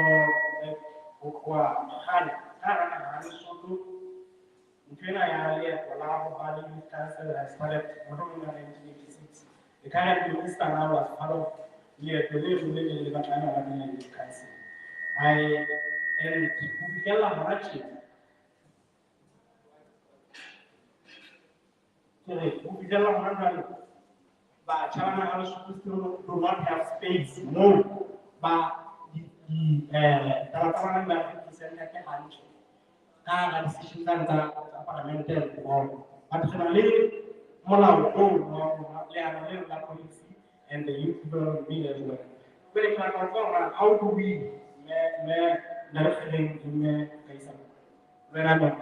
how do we get to enforce our voices are overly heard. A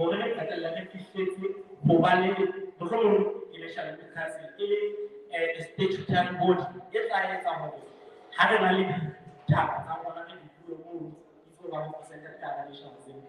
that is my question to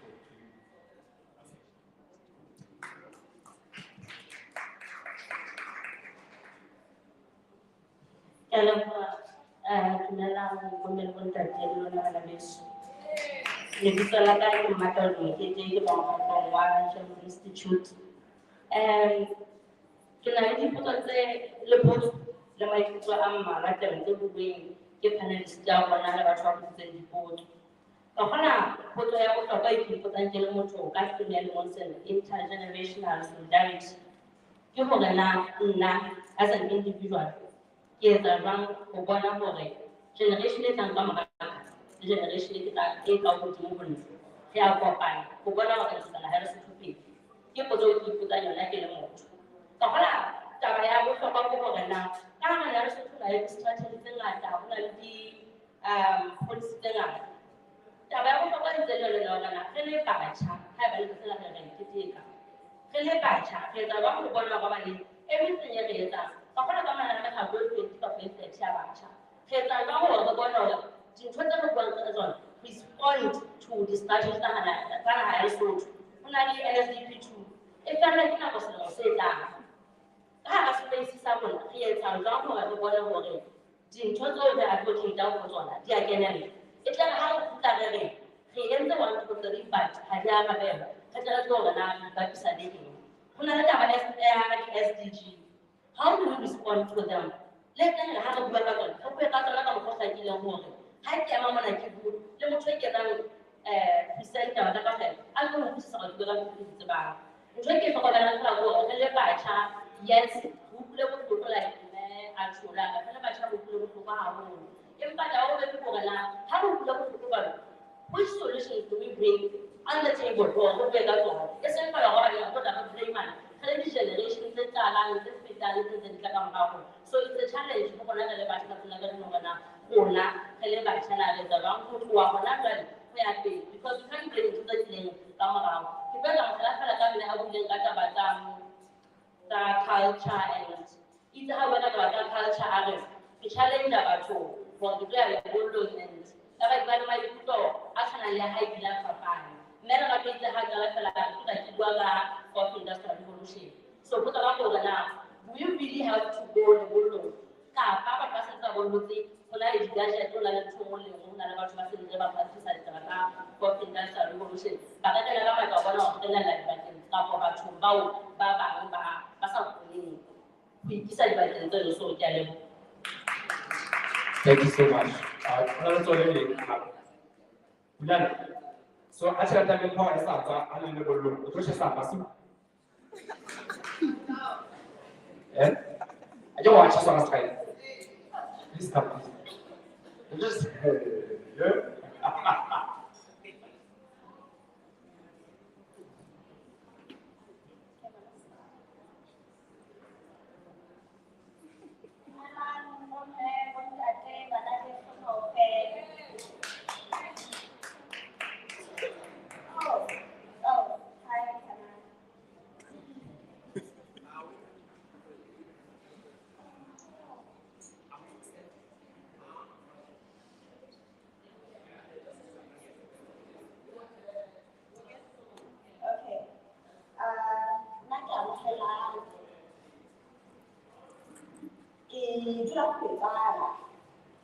I have a few comments, actually, I don't have questions per se. I have comments about a lot of what you said. Yes. The 8 months between, like, yes, that 8 months. I'm not sure if you're aware for the they're already doing something like that. But whenever it's like maybe a week or two. So it's something you could also look into and perhaps collaborate with them somehow. So yes, that's the first one. The second one,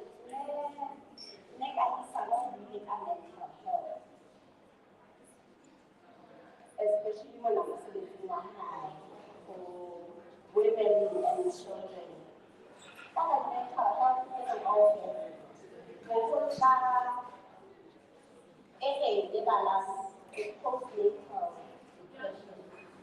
It is very important. I personally experience it. It's terrible. And highly, people don't know that it exists. People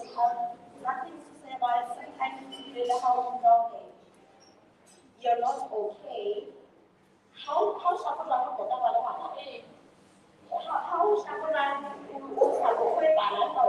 how you know that it's like weird things that are happening in our spaces that our mental capacity is very important. And we are you send the protein, it's so we can be back, your contact that. You know, like just take this space. Yeah, it's just a word trigger now. We're closing up. So people talk about I hope they can understand that. But come on, I get to now. That's a conversation guy. It's the Twitter Spaces. Yes. That's where it's at. That's where the team is at.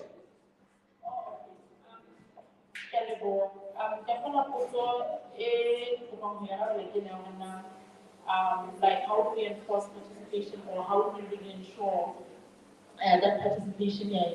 For me, it's for us to occupy spaces of power and influence, and that is in politics. Politicians are the ones that are making decisions for us and they're making policies. And it's very important to know how government works because let's say I'm talking to Motoana if I'm verbal, they will not understand me. So we need to get it right in knowing how to meaningfully communicate with government so that they hear us. If we are not speaking the language, I cannot speak Spanish to a Mosotho person, they will not hear me. I will be communicating, but it's ineffective communication because it's not being channeled in the right way. Let's get into those spaces and learn how will government hear when we speak. And it's very important to do it right because so it goes back to being an information sponge so that when you occupy those spaces, government speaks policy. If you're talking to government and you're not saying policy, to a certain extent, they don't even hear what you're saying. They just know that you're complaining. So let's get it right. And I know I don't going to close the remarks, but I'm just going to say this very, very quickly. If there is one thing I would love people to take from this session is, when the sun shines, it doesn't shine for itself. When it rains, the rain doesn't benefit anything from it raining. The shade that has been given by this tree is not beneficial to that particular tree. No, and now whatever skills and the knowledge and what you have, it's not for you. It's for someone. It's even for one who's 4 years old. So occupy those spaces and like I said, go cry on as colorful as you can, wherever you are. Thank you very much, Melissa, and that was important. Thank you very much for that. We need to realize, like I said, we're already in the periphery of things, and we need to try and move forward into the core of these discussions and decisions that we are perhaps complaining about. It is a democratic governance imperative for me. Have you ever walked into a store? Try to buy something nice for yourself, only to find, wait. What is important and that we need to realize, we need to influence. That is what we need to do. From spaces that we are within, we need to influence. Kadi social networks, we need to influence. What it takes to influence more than anything is working as a movement, working through the social networks that we have. You mentioned that how do we enforce that the national youth policy is implemented, or perhaps how do we influence or enforce that we have the National Youth Council? What is the importance of influencing that? Like we already said that for a long time the youth have not been participating in decision making. The notion of having no National Youth Councils was just a non-certain from the regional neighbors or from abroad, from other countries. Having National Youth Councils, if our challenge between monyetla ka ba le an institution e o ka reng go na le mo go buang teng ebile e thusa le gore the information that you say the youth ha ena yona e tse gore e be teng. We know for a fact gore batho ba bangata ga ba tsebe gore na how is the government formed, puso e thewa jwang. They do not know ha re tsebe gore na puso ke ho etsahala jwang, and having institutions tse kang tseno tse leng gore di tshwere the youth voice e ka re thusa haholo. We need to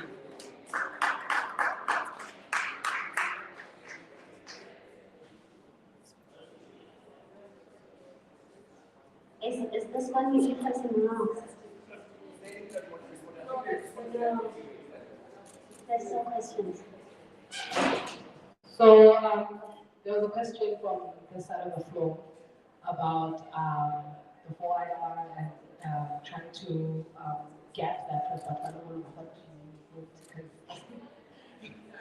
I don't know how to answer that, but there was a question before that about now that we realize that there is an intergenerational gap towards, developing as a country, what should we do? And I think I want to call on to creative youth or media youth because I was talking about this with a couple of my colleagues about how Zulu clan or Zulu tribe, they're so indebted and embedded in their identity and their culture, whether toxic or not. That's not the conversation today. But Basotho are so quick to acclimate themselves towards other cultures, towards other identities. When are we documenting the people that are leaving us with the richness of what Basotho is, so that we also know what they went through? The conversation is, where are we from? And in order to enforce what are we doing now? And because I mean, we could probably be doing the same thing over and over again until we learn that where we're from and how they got it wrong and how they got it right. And then when we get it right, we also leave our egos behind and say, this is not our world as well. We're creating it for another youth. Right now, I believe I'm not a queer of today, I'm a queer of yesterday. I need to just create a world for queer today to wow me with their liberties and how they can live and how they can express themselves. It's no longer mine. So I think leaving the ego out of it, the personal about how you want it for yourself, it's detrimental to the development of who we are, because it's like, if I'm not benefiting, then it doesn't mean anything to me at this point. So unfortunately, we will be sacrificial lambs again and again and again until we realize that we need to hold ourselves together and say, tomorrow is not for me, today probably is for me, but it's past 4 right now and the clock is out. So that's probably what we can do, and realize that what are we leaving for them? Like, it's not about us anymore and our identities. So we need to also call them to us and say, hey, what do you need right now? And that we can create with our resources so that you can live and make it more better. So yeah, I think that's, yeah.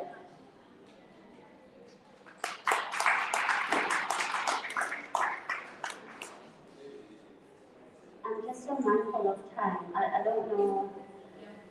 I'm trying to get my bearings for now what time it is and where we are. But to your question, I think you were asking yourself an internal question. For now, where you are with the knowledge you have, and the problems that are sitting in your space, how do you make it work? And one may want to tell you as youth in this country, we have a very unhealthy obsession with scale. I'm not sure who told us that the biggest impact is always the best way to go.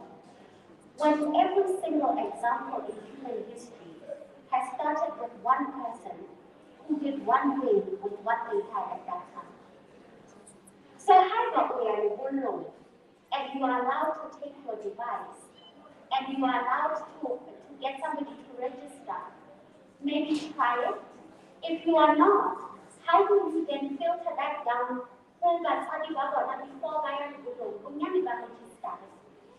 The mind that normally has the problem also has the solution. But I think we are stuck in this understanding that it's only going to take big amounts of money, big amounts of scale for us to solve our problems. When it really takes 4 kids every single year to get to 12 kids that are now earning in US dollars. It takes 3 years to get 12 mentees to a point where they can actually stand up and become little managers in their spaces. So why are we not doing it today with what we have, with the people we know? Why are we not doing it?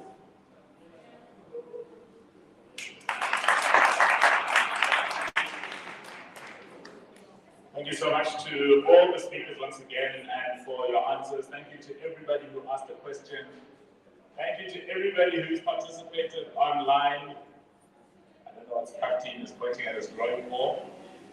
Oh, thank you to Cafe One for hosting us. Are you pointing at the growing? Really strange. I think this has been exactly what it was meant to be.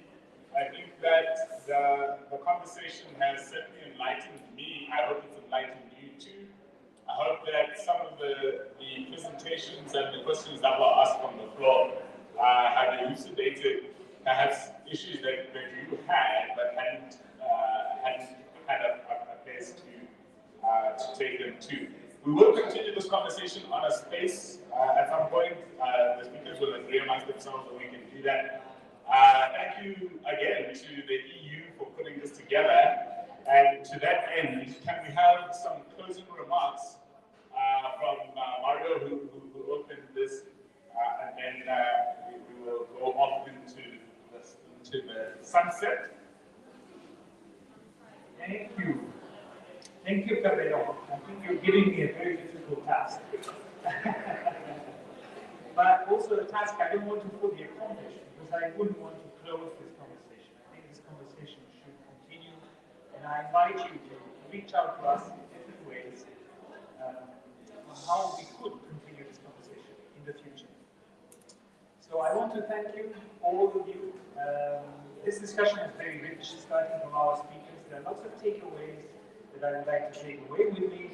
There are some, maybe your motivation, your speech was very motivational. The obsession, the addiction to learning is something that I take away. And I think you helped us at an individual level look at these big changes we face in the world of work or technology, and how to see opportunities there where others would see threats. Thank you for that. Nelson, thank you very much, because I think you've grounded the discussion to the reality in Lesotho. What I take away from your presentation is this notion of wait for it. Whereas youth should be a transitional phase in our lives, for a number of reasons, a number of barriers, a lot of us are stuck. And I think that only through active citizenship, as you said, coalition building, we can do that. I think, Nero, your contribution was very valuable, because I think what you brought to the table is the idea that marginalization and injustice is not binary, it's multifaceted, it's diverse forms of exclusion are made, they sometimes overlap, intersect, and it is only from fully understanding that and starting from a constant reflection on the privileges that we have, how we can shed them away and see the full picture of what social injustice is and how we can overcome it. And Kaisano, I think I like the transition in the discussion from, I think what you brought when you asked the question, what is democracy? Democracy is essentially working together. Because often, and the reason why also we are overwhelmed, is that sometimes we think we are alone individuals facing some of the challenges in our lives. And all the pressure is on us. We need to learn, we need to adapt, we need to do this and that. We're not alone. Democracy is actually coming together, drinking the teas and the coffees. I'm more a coffee type, with our friends, building bridges with our neighbors, starting from this place, from across generations, across the different divides that we experience in our lives. So thank you for your contributions. This was just a poor summary that I'm taking away, but it's much richer than that. I would also like to thank, both of you, Cabello and Skaftin, for taking us through this journey. I hope that being in front of the screen was not too baffling, out of your comfort zone, but you did very well today. Thanks to Marco, I can see that for you. Oh, she had to leave. But I would like to thank her for her beautiful voice, and I hope to hear and listen to her again very soon. Let me thank also my colleagues. I see Moko, Solo, I don't know where you are. Lucas is right there from the EU delegation. Thanks to Grounded Media for organizing the event and helping us in this. And of course, thanks to Cafe Watt for this. Thanks to all of you. I hope you enjoyed. I hope to see you soon again. And please stay in touch. And happy International Youth Day.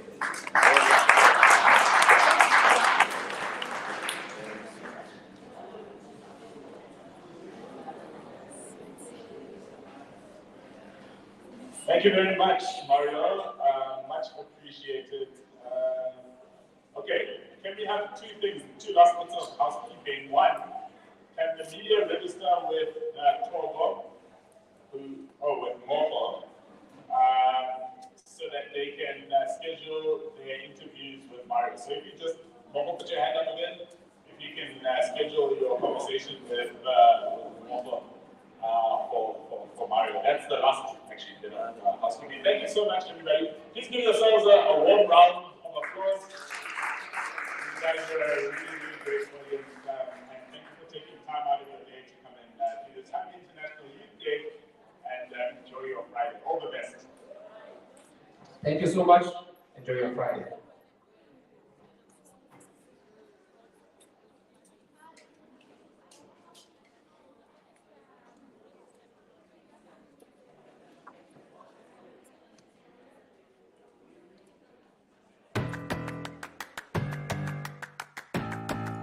Have you ever walked into a store, tried to buy something nice for yourself, only to find, wait, do I have enough cash? Don't worry, CPay has got you covered. Ask a friend, Nzame through CPay. First, request payment. Enter your friend's details. Confirm the details. Have them approve the request. Then, proceed to make the payment for your purchase using the merchant code provided. Confirm the payment. Now, you are well on your way to enjoying your purchase. At your convenience, you can deposit, send, and receive money using CPay while also taking care of your utility bills. CPay, seamless payments.